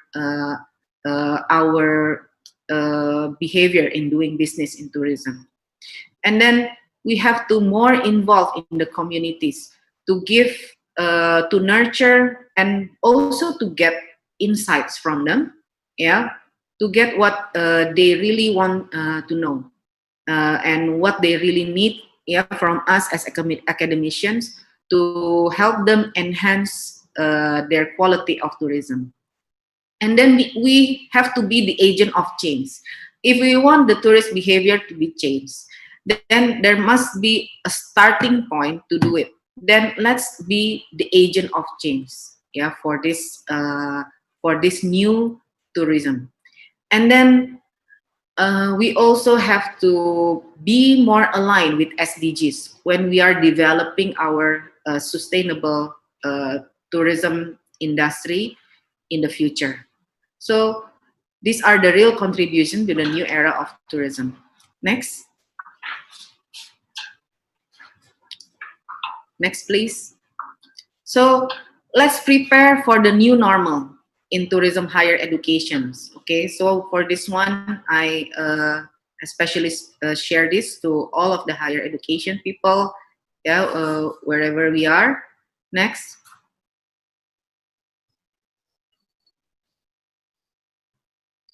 First, we have to prepare with the new academic guidance that accommodate and adaptive to the COVID-19 pandemic, and perhaps not only COVID-19 pandemics, but also other type of major events in tourism. Yeah. Next.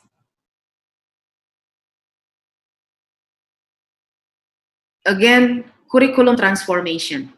After this, perhaps, not perhaps, tourism will not be the same anymore. There will be a big change in our industry. And the way we teach about tourism, the way we talk about tourism, the way we share knowledge to our students about tourism also should be changed. So starting from now, we have to think about what kind of things that have to be input in our curriculum that we can share with other people, with our students. Yeah, the change of the way we teach tourism also have to be transformed. So we have to be prepared for the curriculum transformation. Since hospitality tourism is the business about people, then let's prepare our next generation, yeah, with good life skill, more critical thinking, more communication skill, more discipline, emotional intelligence, and other life skill that can help this future generation to face many more challenges in the future. Next. Okay, so these are some references that I use for this presentation. Okay, so thank you very much for your attention. Yeah, I hope what I shared this morning can be beneficial for all of us. Thank you. Thank you very much, Ibu Dina. And now goes to our third speaker.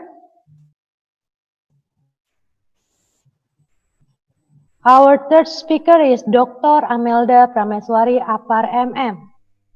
Dr. Amelda is our Department Chair of Hospitality Management, Pelita Harapan School of Hospitality and Tourism. She is actively involved in Ministry of Tourism and Creative Economy of Republic of Indonesia in the field of sustainable destination, sustainable certification. She is an auditor for Indonesia Sustainable Tourism and entrusted to be the Secretariat Coordinator for Indonesia Sustainable Tourism Council. Also, she is an assessor for National Accreditation Agency for Higher Education and a member coordinator for Hill Dikti Pari as External Relation Division and member of Indonesia Gastronomy Association. Dr. Amelda, the time is yours. Thank you, Ma'am Ita. I would like to greet everyone a very good morning. I hope everybody is enjoying their time today with the first series of our webinars. I would like to also express my gratitude to Professor Pierce today, who is able to join us in our sessions here.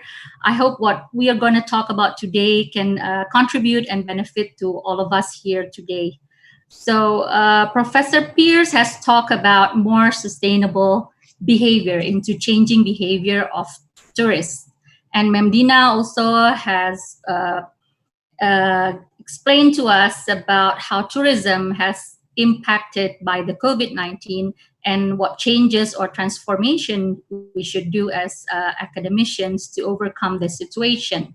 Well, I'm going to be sharing a little bit about how the implementation of sustainable tourism can be related to many areas in the tourism sectors, including the food and beverage production sectors, especially culinary and gastronomy. Well, everybody knows that this pandemic has caused more awareness to us these days. And based on so many webinar discussions, everyone seems to agree that sustainable tourism practice is convinced to be a way out or a solution to start back on track, revive with a more responsible way behavior, positive behavior towards implementing sustainable aspects into the operations. And expert says that sustainability is about a journey. It involves a process that needs commitment, consistency, and also patience that evolves continuously and must be undertaken seriously to gain results for the sake of our future planet and livelihood. Well, it cannot be done instantly. That's why we must nurture it as early as possible, starting step by step with small actions that can make a difference in the near future. So, with Budina introducing about the changes that academicians should do to transform our education amidst the pandemic, as academician in vocational studies, we have given a thought. How can we contribute to the next generation?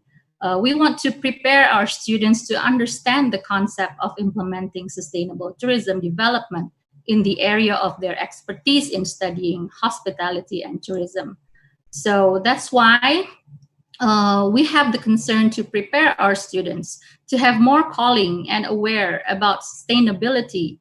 We want them to be responsible entrepreneurs in the future that carries the value and bring impact to the society, the environment, and of course, for the tourism industry. So I'm going to share my presentation. Can we start with the first page first? Okay. So sustainable gastronomy. Well, we're embedding this action into our curriculum, and we would like to inspire our young generation, the millennials generation, to consider sustainable gastronomy in implementing their future business, especially in the culinary and hospitality business industry. So what is actually sustainable gastronomy? Well, it means cuisine that takes into account where the ingredients are from, how the food is grown, and how it gets to our markets and eventually to our plates.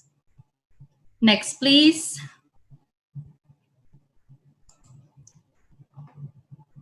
So, why sustainable gastronomy? Well, with the pandemic situation that limits the movement and activities of people from traveling one place to another by physical distancing, and also by the government's regulation of large-scale social restrictions, tourism, as one of the biggest sector, gets hit hard by the impact of COVID-19. So to be able to survive economically, going local, aiming for the domestic market is one of a strategy that can lift up the impacted economic situation, especially in the hospitality industry or the tourism sector. So here we see that a sustainable gastronomy, it promotes the local produce and also promotes the environmental sustainability, the social justice, and also the fair trade. And it creates market for local specialties. Not only gives value added to consumers and farmers who plant all the ingredients locally, but the authenticity, which is a quality that we want to gain, it contributes from a range of foods and cuisine that we would like to have locally. So for instance, if we go to one region or we go traveling from one place to another, what is the most thing we would like to try? Eventually, we would like to try the local food. Yeah, what about you? Kalau jalan-jalan Bapak Ibu pergi kemana, pergi ke daerah, pasti yang ingin kita lakukan pertama kali adalah mencoba hal-hal yang berhubungan dengan locality, dengan keaslian lokalnya, kuliner lokalnya. So that's why I believe that sustainable gastronomy, if we teach here to our students, they will be inspired. There are lots of potentials that we can do and we can develop from our local environment. Okay, so the next slide, please. Yes, here I just want to show you that the initiative of sustainable gastronomy eventually has been started. The Michelin Star took the initiative to start recognizing chefs who implement sustainable practice. As we can see here, that the Michelin's commitment to sustainability is shared through appreciating chefs who embrace trends such as bringing the local favorism and also farm to table dining and utilizing every parts of the ingredients locally. And not to mention how they practice to do waste management, the composting, and also concern about bio-waste and also things to be recycled. Next, please. Okay. Well, Indonesia, as Ma'am Dina has already introduced, have been introducing the development of sustainable tourism since the Minister has issued the standard for sustainable tourism destination. So here are some issues of how we can integrate the 4 pillars of sustainable tourism development into the sustainable culinary or gastronomy destination. For example, the 4 pillars that intersect one another is destination management. It involves how we manage the destination, and also the socio-economic benefit for the community, how sustainable gastronomy can impact the local economic benefit for community, the cultural heritage conservation, how we can protect our culture by also preserving the ingredients, preserving the traditional recipes, and develop them into new variative menu, and also the environment conservation, where sustainable gastronomy can be more aware of the use of environmentally friendly culinary packaging materials, and even environmental protection for water treatment, waste treatment, and many others. Next, please. Okay, so I'll just skip this one. Next, please.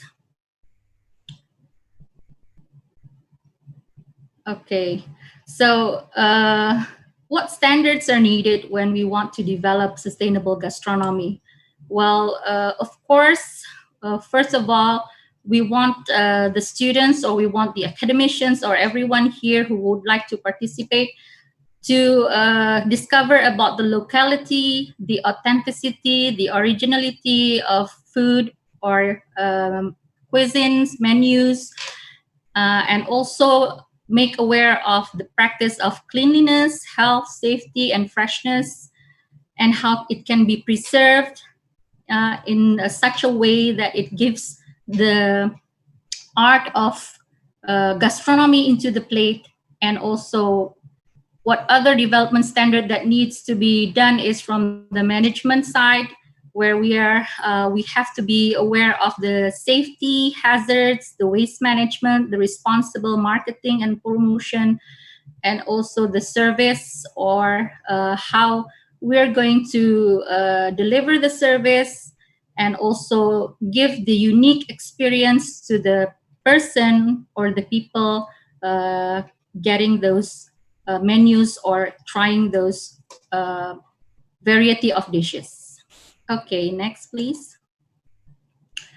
All right, so strategies. If we talk about strategies, of course, resilience is going to be one of the strategy.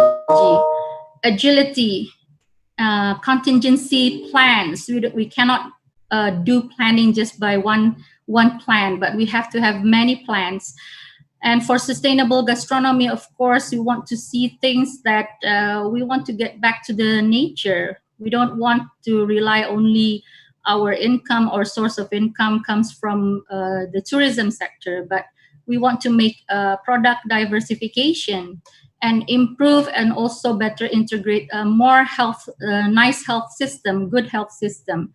Rethinking management, and also improve communication and stronger implementation of online communication, which we can communicate how we are applying this sustainable gastronomy, perhaps in such a way that we can make contents that promotes our locality or authenticity.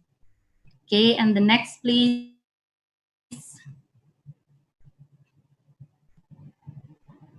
Okay, so here's just a little bit of a data regarding the 6 potential sectors that can still reap profit in the midst of the pandemic.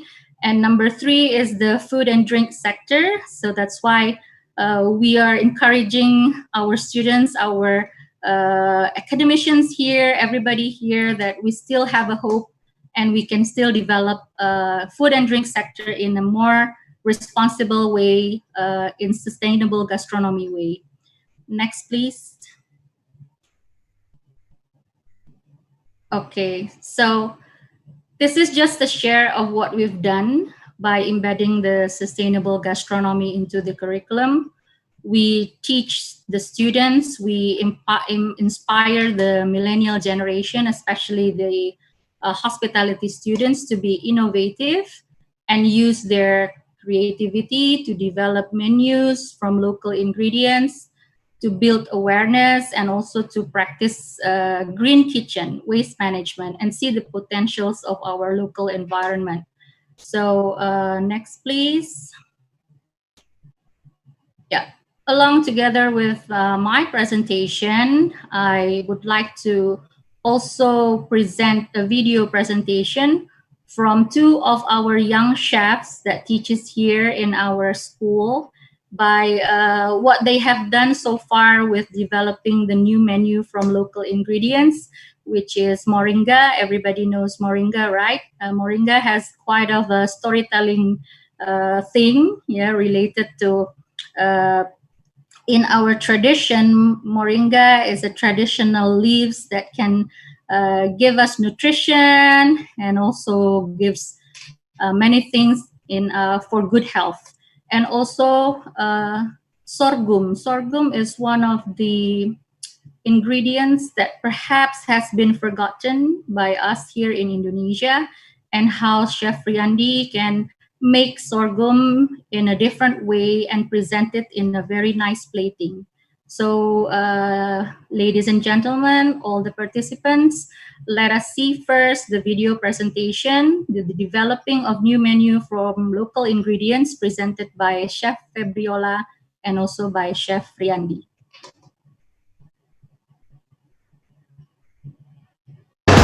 Selamat pagi, selamat datang di webinar seri 1. Perkenalkan, nama saya Febriola. Dalam video ini saya akan membuat inovasi produk dari bahan dasar daun kelor.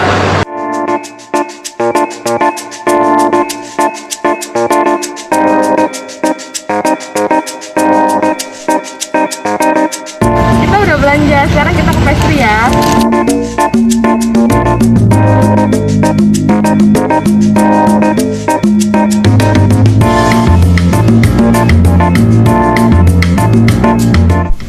Moringa powder is made from naturally dried moringa leaves.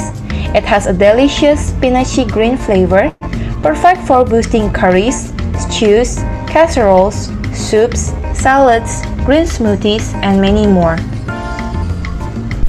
Moringa contains 25% plant protein, including all 9 essential amino acids, 24% of fiber, a rich source of iron, vitamin K and vitamin E, a source of vitamin A and calcium, and also high in antioxidants.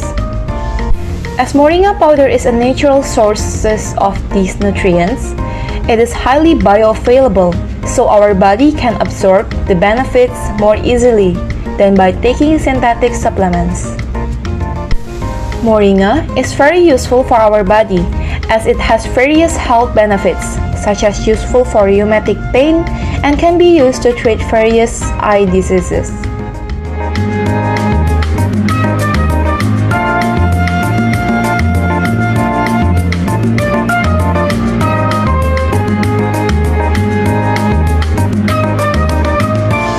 Moringa cultivation in Indonesia is spread throughout the region, from Aceh to Merauke. Therefore, moringa plants are known by various regional names, such as Nurong in Aceh, Munggai in Sumatra, Kilor in Lampung, Moringa in West and Central Java, Maronggi in Madura, Kiloro in Bugis, Parongge in Bima, Kawana in Sumba, and Kelo in Ternate. Moringa is usually planted in the yard as a vegetable material and hedges. Besides, it can also be used as cattle feed and goats. Also, the potential of moringa as an ethanol raw material began to be investigated. Given the fairly high carbohydrate content, which is 38 grams carbohydrates every 1 kilo of moringa.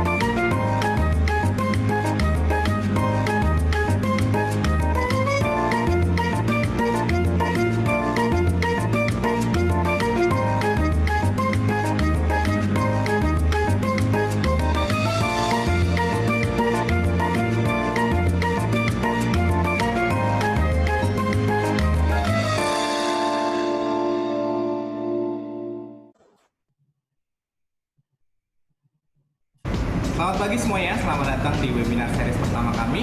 Perkenalkan, nama saya Fpar yang akan menyajikan inovasi makanan sehat dari bahan-bahan lokal Indonesia.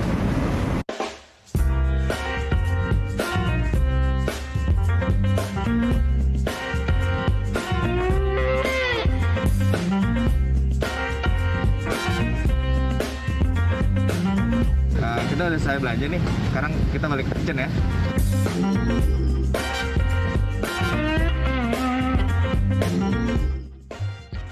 For us, the Indonesian, rice is irreplaceable. Anything without it feel like.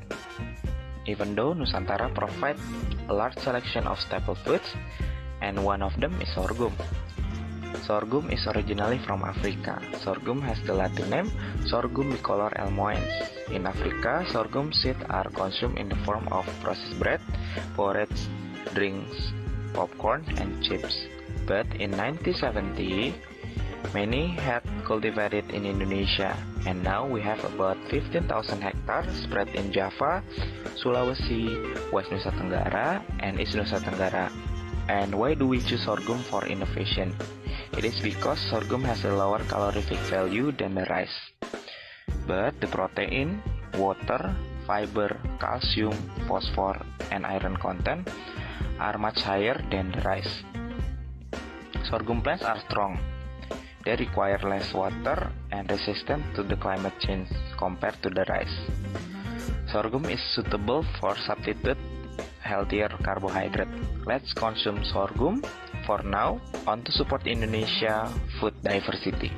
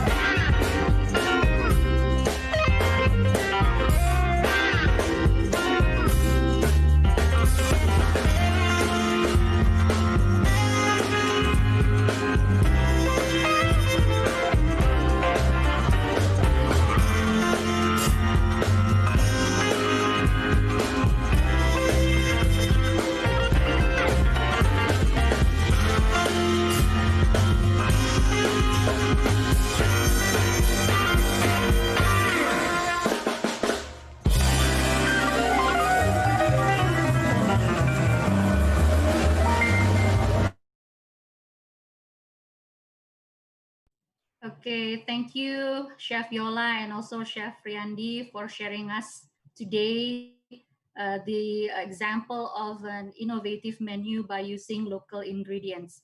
Well, I hope today's presentation from ours can give everyone here, all the participants, an insightful, beneficial side. So you will be able to know what kind of things that we can do, especially you, the young generations here. I can see that all the participants are mostly also students. You can be aware of the potentials of the natural resources, the local ingredients that we have here in Indonesia. Thank you for the time. I'll give it back to the moderator, Ma'am Ita. Thank you very much, Ibu Amelda. Before, I would like to continue our presentation from our fourth speaker. Our fourth speaker is Insinyur Ira B. Hubner, MT. Right?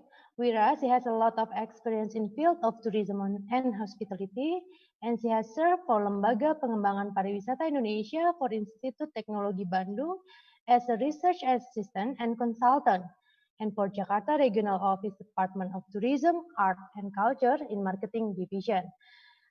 Bu Ira have an excellent teaching experiences for more than 25 years in tourism and hospitality. Ibu Ira, the time is yours.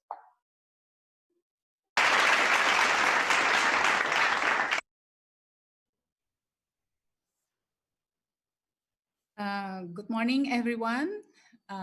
First of all, I would like to thank Professor Pierce that has already given us important insight that tourist behavior should be changed according to sustained tourism. Also to Ibu Dina dan Ibu Ames that has shared to us about the role of academicians and gastronomy in sustainable tourism development.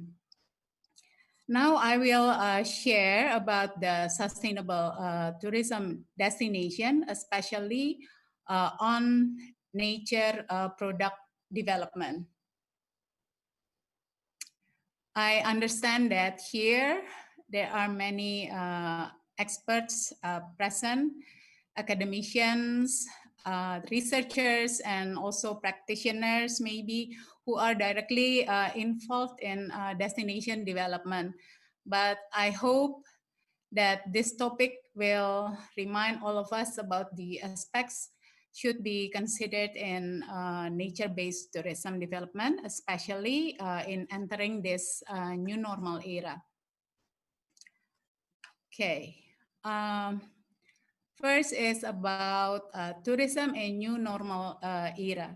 Tourism is one of the sectors most affected by the pandemic. We must fight so that tourism can rise again. We hope tourism can drive the economy, either for economic growth or a source of income for a local community. But again, like Ibu Dina said before, this should not be the only source of income for the national or even for the local community. Secondly, revive the domestic tourism industry, which was suspended. Tourists will, of course, prefer to travel short distances or short travel time along this pandemic. And so the homework for us is to improve the quality of local attractions. Next, please. Next slide, okay. So we will see some regulation here. Sustainable tourism development in Indonesia uses the framework of the 4 pillars of national tourism development in accordance with law number 10 of 2009 concerning tourism and peraturan pemerintah number 50 year 2011 concerning the National Tourism Development Master Plan. The 4 pillars are 1, tourism destinations, 2, tourism industry, 3, tourism marketing, and 4, tourism institution. The definition of tourism destination, according to Minister of Tourism Regulation number 14 of 2016, is a geographical area within one or more administrative regions, local regions, in which there are tourist attractions.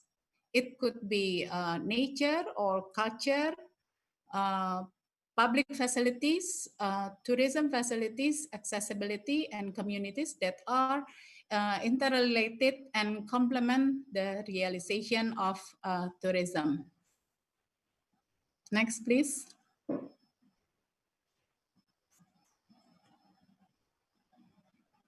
Why nature tourism product? Nature-based tourism will be an alternative in the new normal era. In a natural environment, we have a lot of open space. It is widely available. This can answer our need to keep our distance, especially for the visitor who come to that place. This activity will not cause crowds, of course, if it is well managed, and its nature is more to the approach to the ecosystem. Next, please.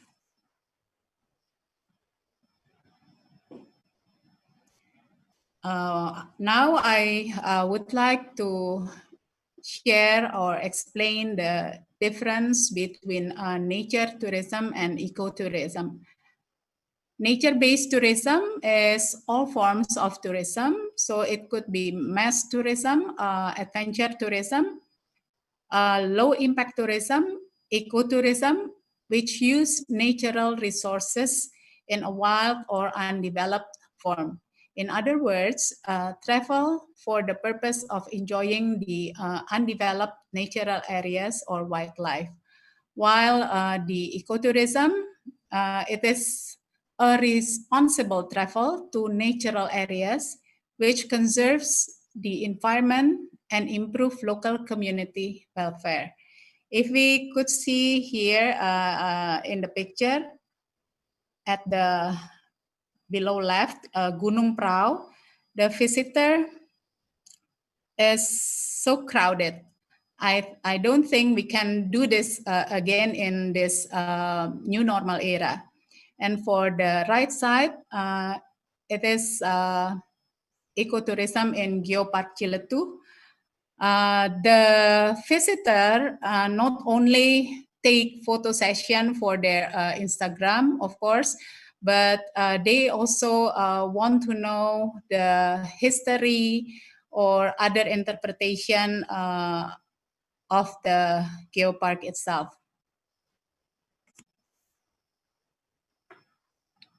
Okay, next.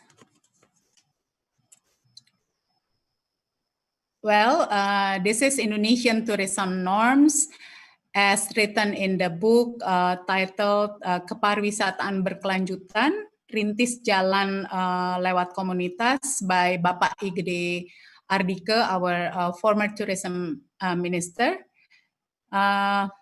In the norms, that are 3 norms in Indonesian tourism. There are community-based tourism, culture-oriented tourism, and environment-based tourism. This is not only for the eco-tourism, but for any form of tourism development, we should take good care or take attention for the community and for the culture and also for the environment. Next, please. Well, if we look more deeply on environment-based tourism in that norm before, there are some values such as Humans and the natural environment are a unity of living systems, so it couldn't be separated. There should be balance between taking benefits and maintaining obligation. Concern about benefits for future generation, so they still can enjoy, our future generation can enjoy the nature quality as we do right now. And last, we should consider the limitation of nature when we utilize them. Next, please. There is one concept that must be considered in developing tourism in the natural environment, namely carrying capacity. Like we all can see from the graphic, if the tourist numbers surpass the limit, it might cause the destruction of physical, economic, and socio-cultural environment, and also give impact to the visitors. It could be decrease the satisfaction of the visitors. For example, physical destruction like the area pollution and also waste, and for the economic impact of the surpass the carrying capacity is maybe the price increasing for land or basic needs for local people. And for the visitor satisfaction, maybe everybody here already experienced traffic jam or antri queuing yang panjang, ya. That's all because of the surpass of the tourism carrying capacity. Next, please.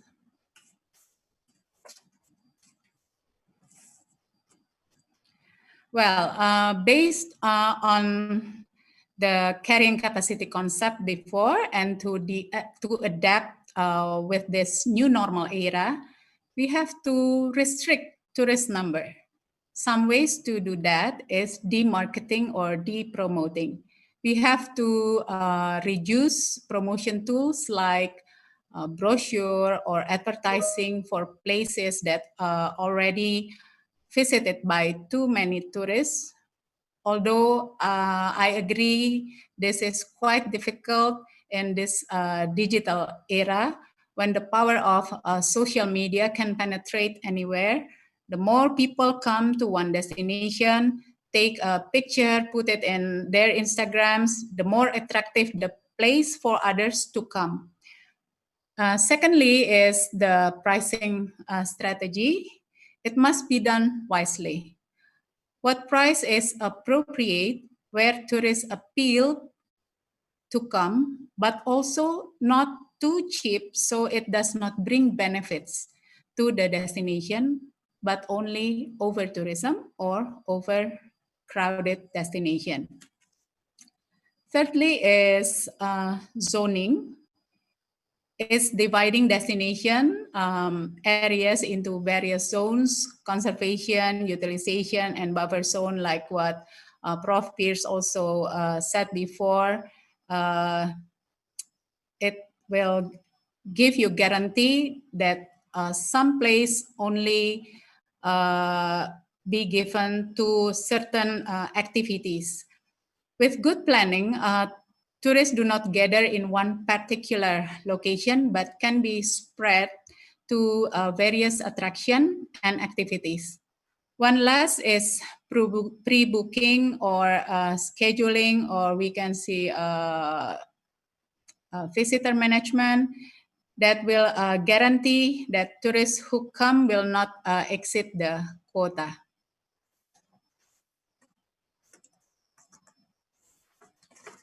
Okay, next. Okay, years ago,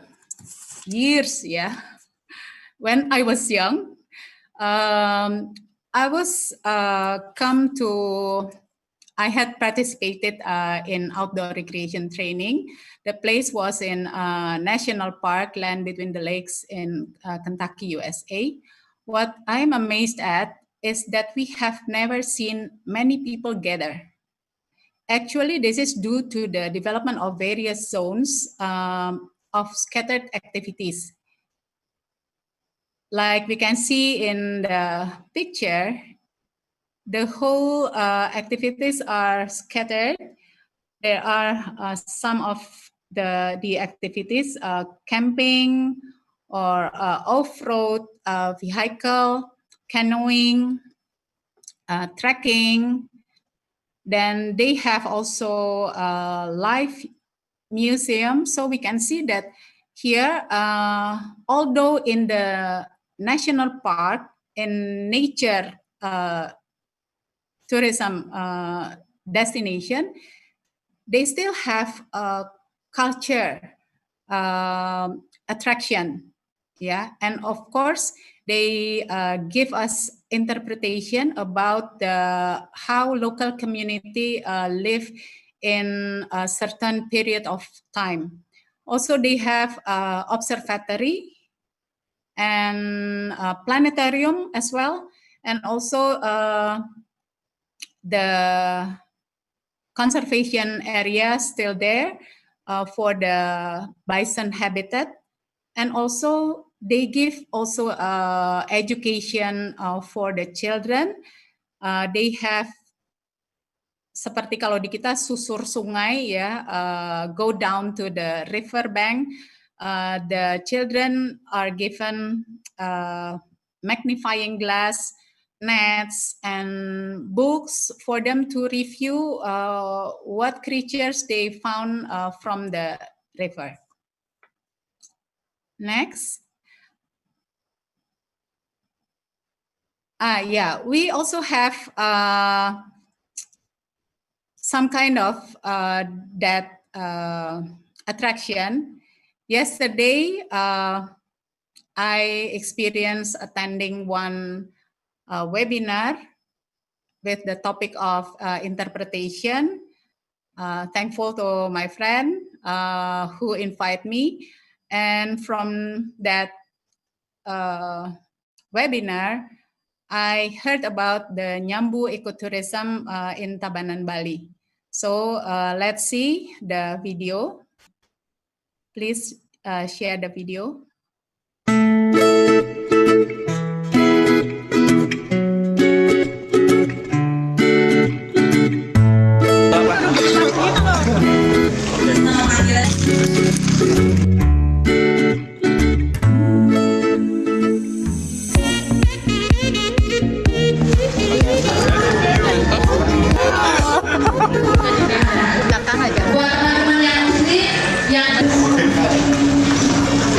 Sebelum mulai, saya mau tanya dulu nih.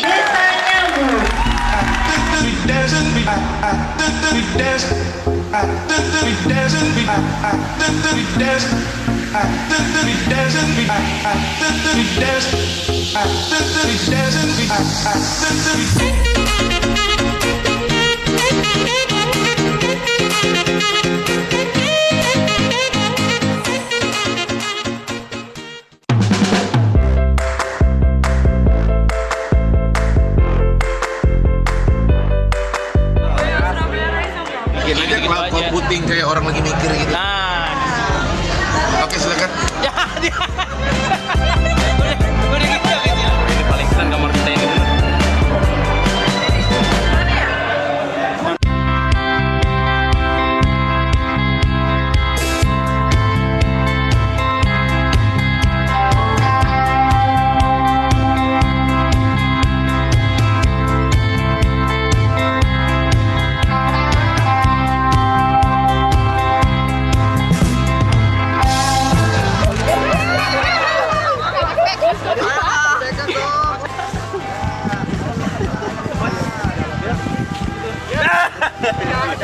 Kayak mau banyak sawah.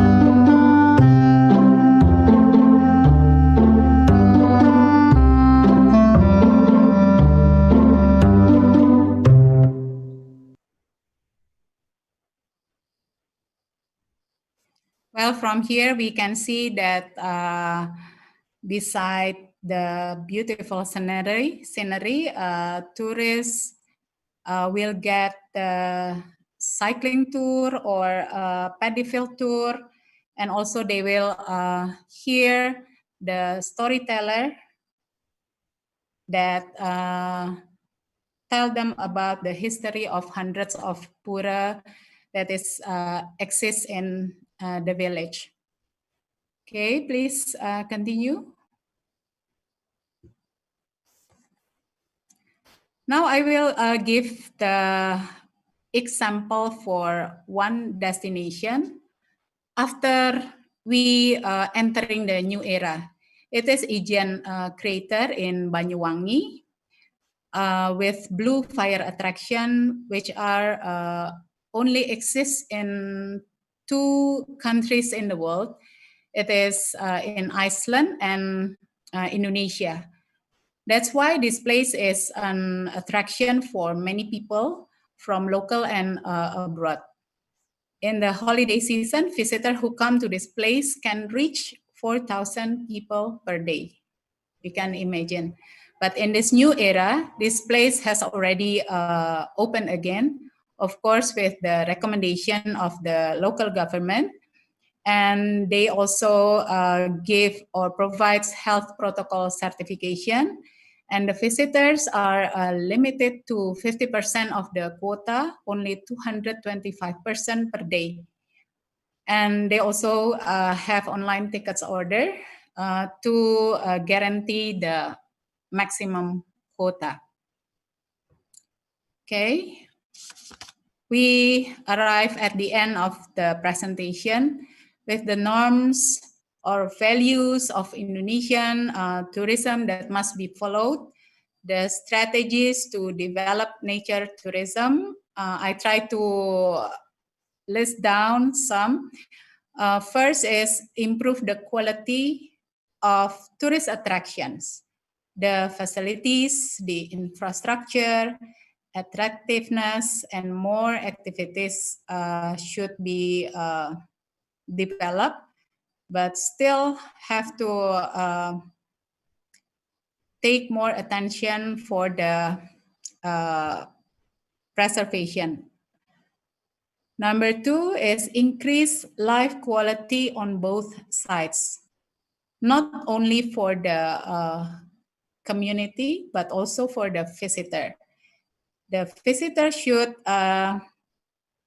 take more experience by the attraction interpretation, so they will know the value of the destination or the local community.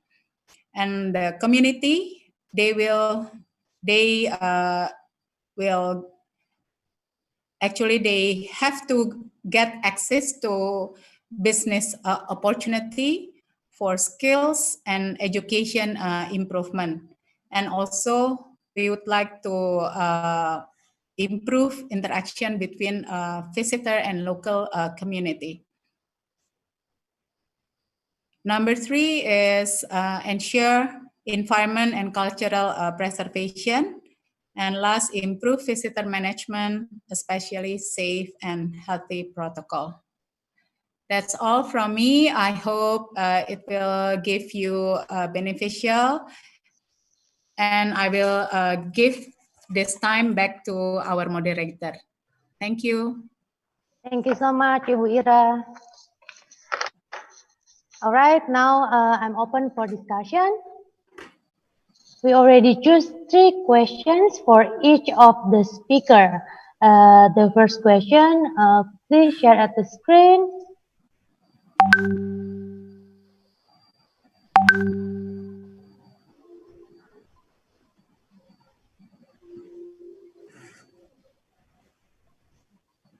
The first question is for Dr. Dina.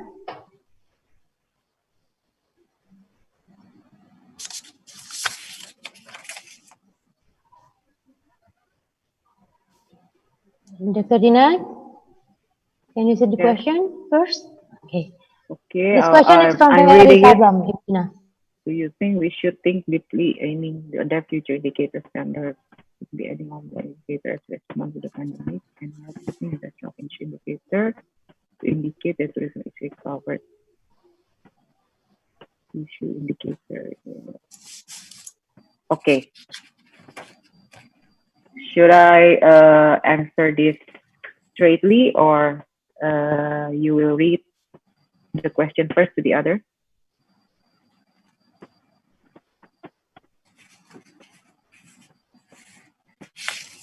Okay. I will try to. Hello. Hello. Can you hear me? Yes, Dr. Dina. Yes. Okay. Okay, Pak Ferry, how are you? I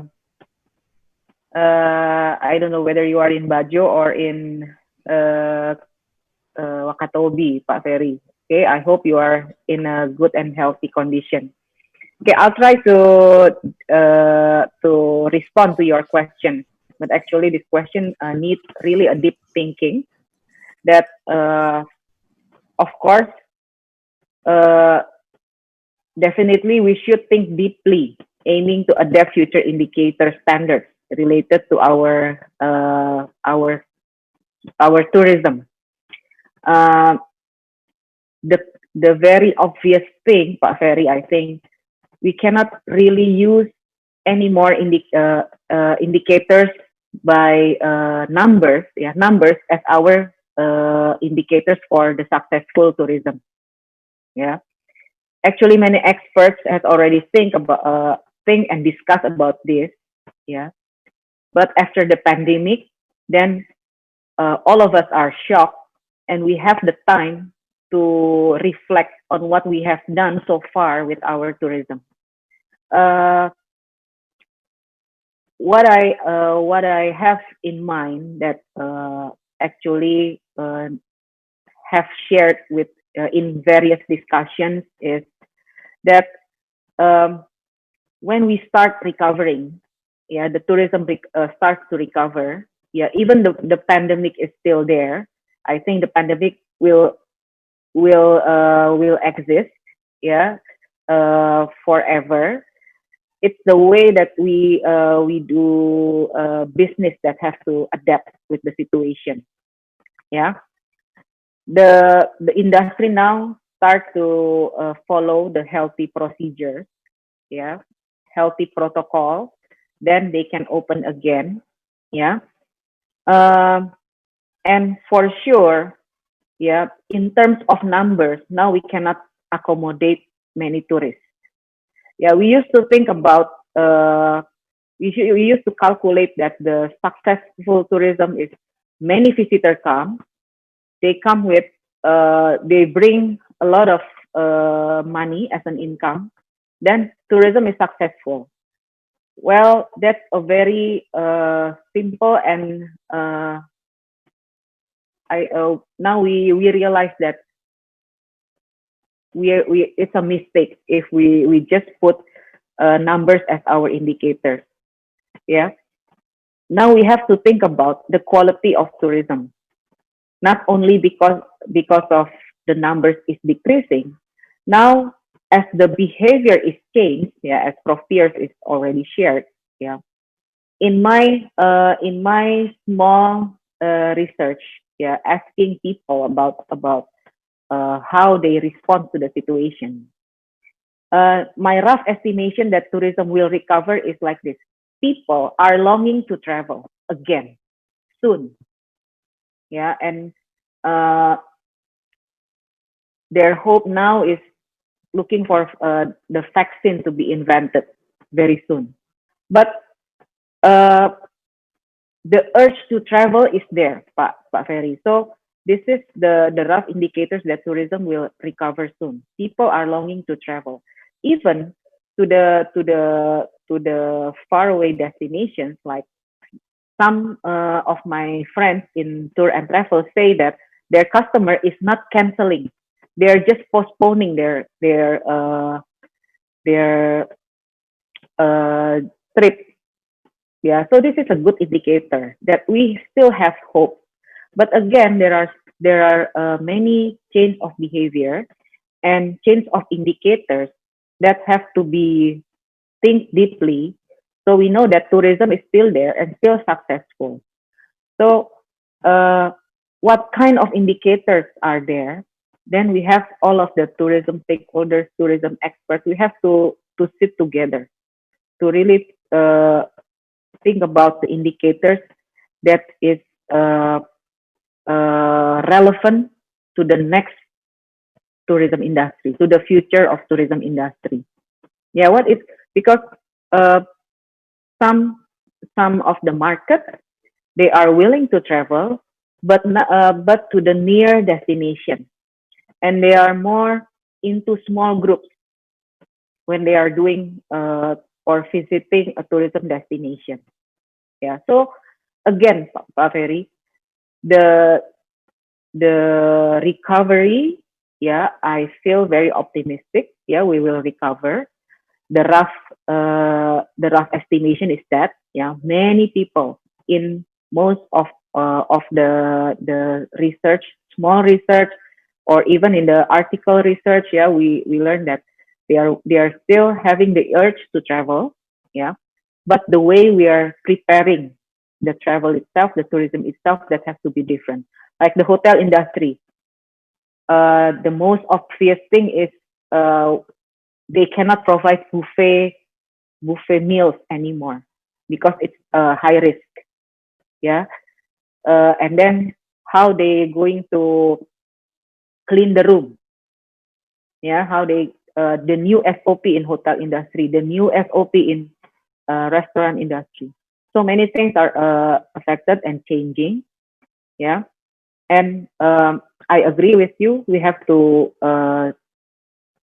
sit together and think deeply about what are the next successful indicators for tourism. Okay, thank you. I hope at least it can answer a bit of your question, Pak Ferry. Thank you. Thank you so much, Dr. Dina. The second question is for Dr. Amelda. Dr. Amelda, the question is from Fajar Danang Dewantara. Ibu Amelda. Yes, Mamita. So how to survive business in the era of pandemic?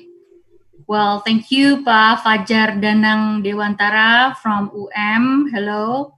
I hope you are watching. Thank you, for staying with us through this webinar. Well, to survive the business, of course, we have to think diversifications.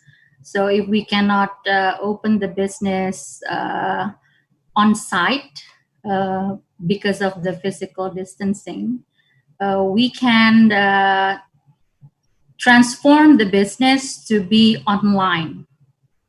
But of course, there are so many business going online. What should we do is we have to make a differentiation about our product. We cannot sell something which is the same. And our students here in UPH, we already taught them of how to develop products that it is new, it's being creative and innovatively. They have to maintain and also find something that can be used as a new thing to be shared with the society or to the market. So I think to survive the business in the pandemic era, first you have to be creative. You have to shift, make diversification of your business previously, go online, go to marketplace, and of course, make your product different from others. I think that should answer my questions. Fajar. Mamita, thank you. Thank you, Ibu Amelda. And then for the third question,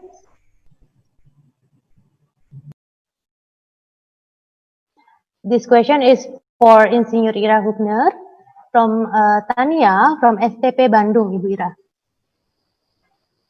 Okay, thank you, Tanya, for the question. Who has a role in developing tourism destination? Actually, there are so many stakeholders in developing tourism destination. I can mention it like local community, government, in local or in national level, tourism industry, and also the tourists. I will explain later. And for other parties also, they have a role in destination development, like non-government organization, media, and also educational institution. For local community, they have to get involved from the very beginning. They should sit together with the tourism planner, maybe under the government or under the NGO, non-government organization, to find out what is the potential of the area, and also what values that will or that should be preserved. And for the industry, tourism industry, I think they can develop some facilities like a hostel or restaurant. And for the tourists, like what Professor Pierce mentioned before, that the tourists play an important role in tourism, because they who come to the destination. So what are their behavior will influence the destination. And also the media and educational institution, they should embrace sustainable tourism development. I think that's all from me, Ma'am Ita. I hope it answers the question. All right. Do we still have time? Can I have one more question for each speaker? Yes, we still have time. Ibu Dr. Dina, the first question is for you. Crew, please share the question.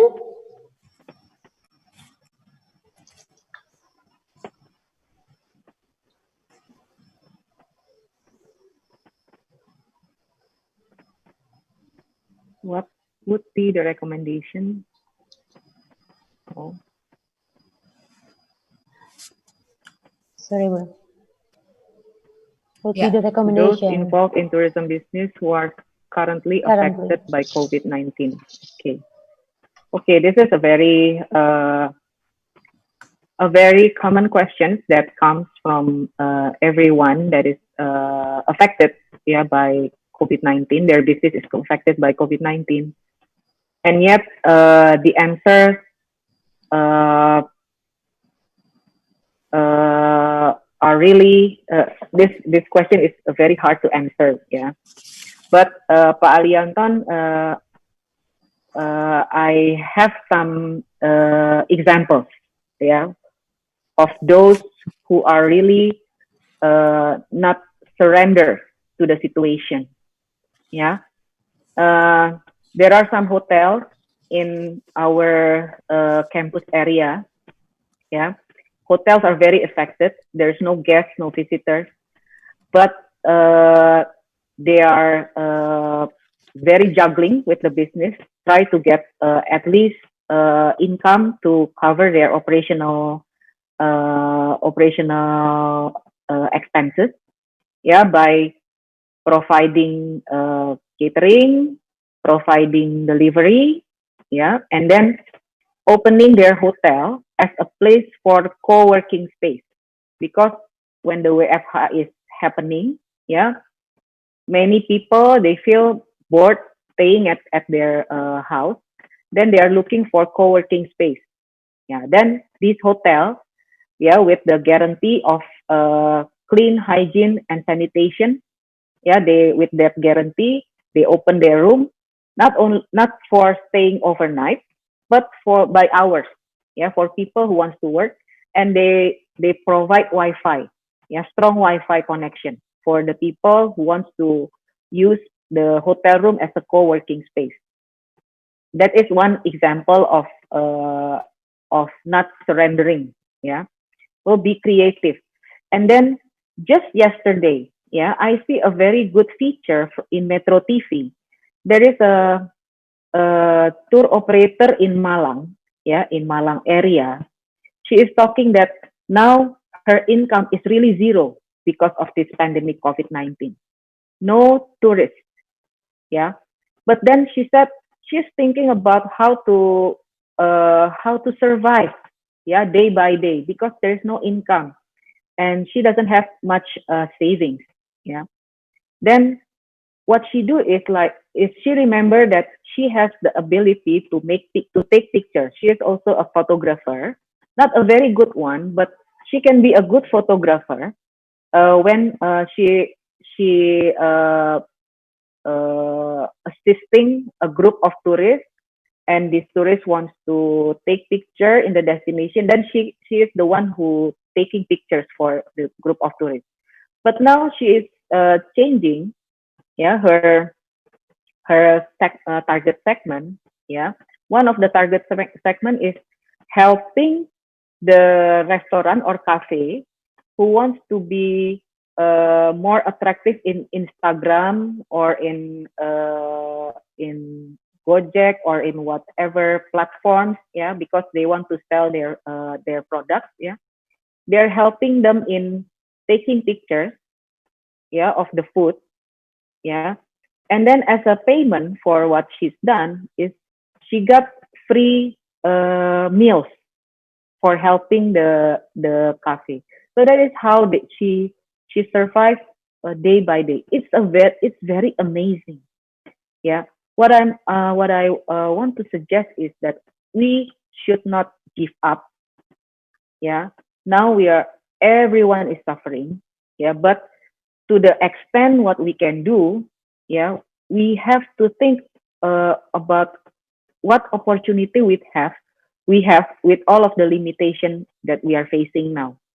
Yeah, many other stories, yeah, regarding how the people in tourism industry is trying to survive. Many stories, yeah, and it's amazing if we gather it as one. Then we can see that the agility of the tourism people, tourism industry people, tourism and hospitality industry people is very high. Yeah, that is the important thing. Agility is not how far you fall, but it's how high you can jump again after you fall. You can rise again after you fall. And then innovation and creativity, yeah, is also the key. Yeah, but the important thing is we have to be positive. We have to always optimistic. Yeah, that there is always an opportunity for us, even though now all of us perhaps only in survival mode. We cannot gain many or much profit, but surviving the situation, yeah, is what we are now. Yeah, but agility, Pak Alianton, yeah, is very important. Be innovative and be creative. Thank you, Ibu Ita. Thank you, Dr. Tina. The last question is for Dr. Amelda. Dr. Amelda? Yes. Wah, question. This is from Dr. Ngasifudin. Yes, you have two questions. Ya, halo Pak Ngasifudin, apa kabar dari Sekolah Tinggi Pariwisata Ambarukmo, Yogyakarta? Oke, saya pernah mendengar istilah gastronomi molekuler. Apakah hal ini ada hubungannya dengan gastronomi kuliner? Dari praktek gastronomi kuliner, berapa lama untuk membuat masakan gastronomi di mana beda prinsipnya dengan masakan kuliner tradisional biasa? Oke, jadi saya akan coba jawab ya Pak Ngasifudin. Terima kasih atas pertanyaan. Kalau the difference ya, kita satu-satu. Kuliner ini kalau bedanya dengan gastronomi adalah kuliner itu to simplify ya. It's where you can buy all the food, the street food, the local food everywhere, every place, and you can get it. Tapi dengan tampilan with the presentation as it is, ya. Nah, gastronomy is we are disconstructing. Jadi we are disconstructing the product, the menu, to appeal more on the plating. Ya, supaya tampilannya lebih cantik, tampilannya lebih menarik, kemudian akan lebih menggugah untuk dinikmati. Ya, sementara ini kalau di sustainable gastronomy without changing them into a molecular. Ya, nah kalau molecular gastronomy is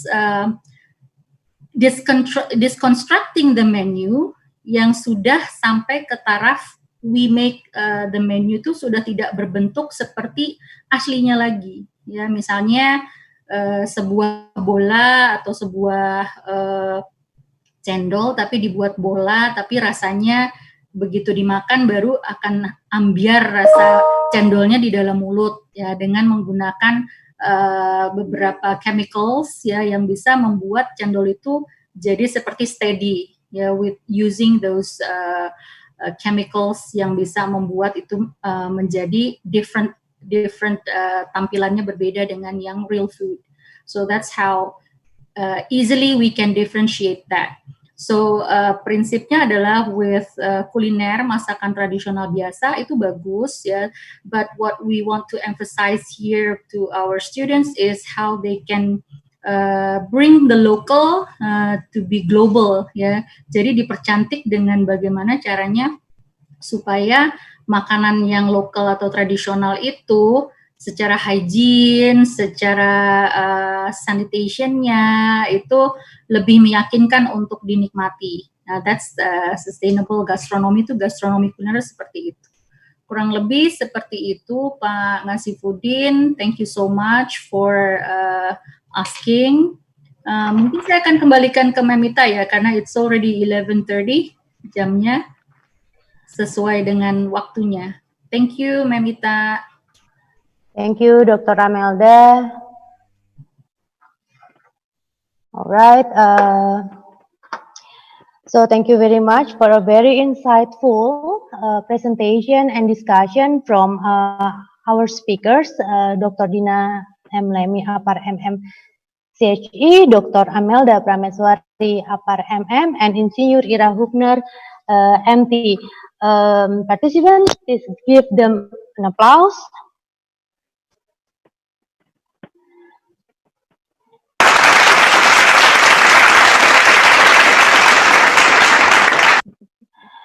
And thank you very much for the share and give us hope that we can still hoping that our tourism will be better soon, and then we can be on track again by setting new ideas, implementing tools in tourism, and also the health protocols. Thank you so much. And then now we are going to the end of the event. I'm going to give an e-certificate.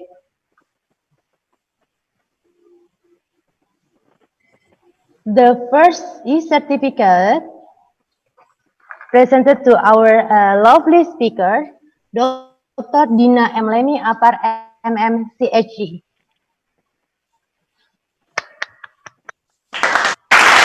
The second e-certificate is presented to our speakers, Dr. Amelda Pramaswari Apar MM.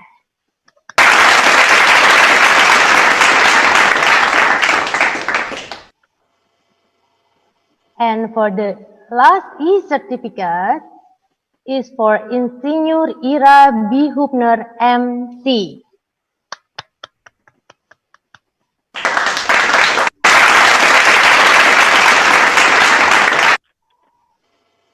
All right, thank you very much.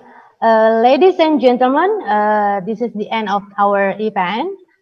May I thank you very much for your attention and active participation for today's seminar. I hope you enjoy the program and I will see you in our next online seminar. I return the floor to the MC. Thank you.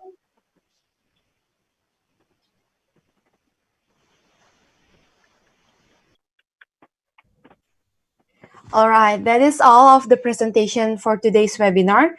Let us give our speaker a virtual round of applause.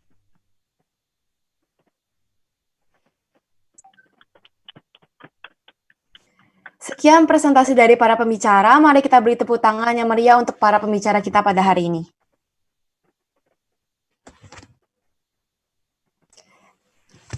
And now we're going to start our presentation. We would like to invite all the participants to turn on their camera. Sekarang kita akan melakukan sesi foto. Kami mengundang seluruh peserta untuk dapat menyalakan kameranya. Baik, hari ini ada 16 halaman. Jadi saya akan foto dulu dari mulai halaman pertama.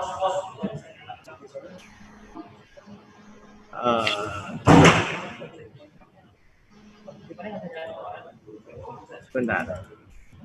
Oke. Semuanya siapkan senyuman yang paling terbaik. Please be ready. From page 1. 1, 2, 3. Okay, next to page 2. 1, 2, 3. Page 3. 1, 2, 3. Page 4. 1, 2, 3. Page 5. 1, 2, 3. Page 6. 1, 2, 3. Page 7. 1, 2, 3. Page 8. 1, 2, 3. 9. Okay, page 10. Page 11. 1, 2, 3. Page 12. Page 13. 14.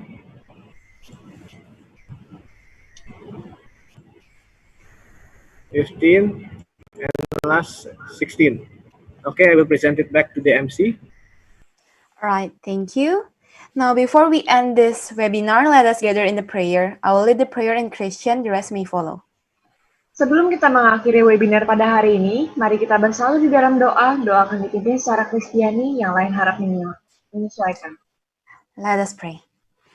Heavenly Father, we thank you for this opportunity. Thank you for today. Thank you for this webinar. We hope that the insight that was given can be useful for our daily lives.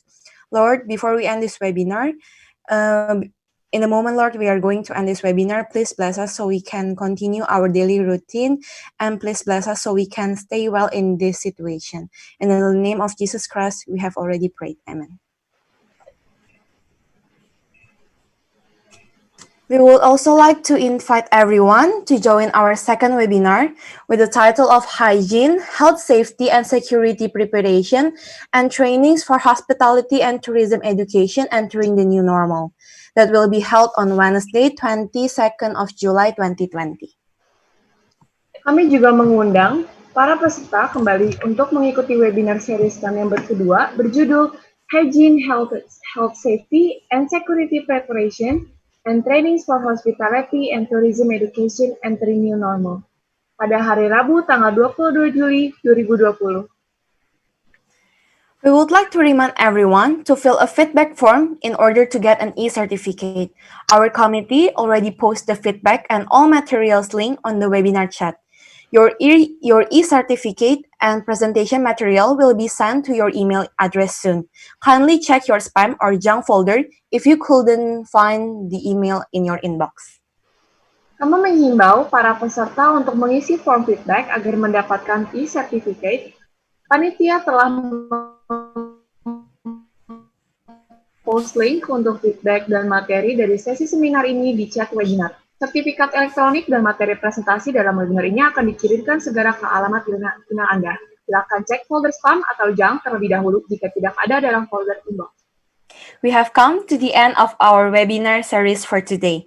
We would like to send our gratitude to all speakers, lecturers, committees, and all participants who have made this first ever webinar series memorable for all of us.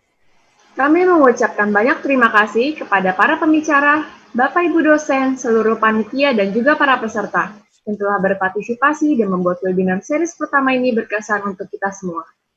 Thank you and see you on the next webinar series. Terima kasih dan sampai jumpa di webinar series berikutnya.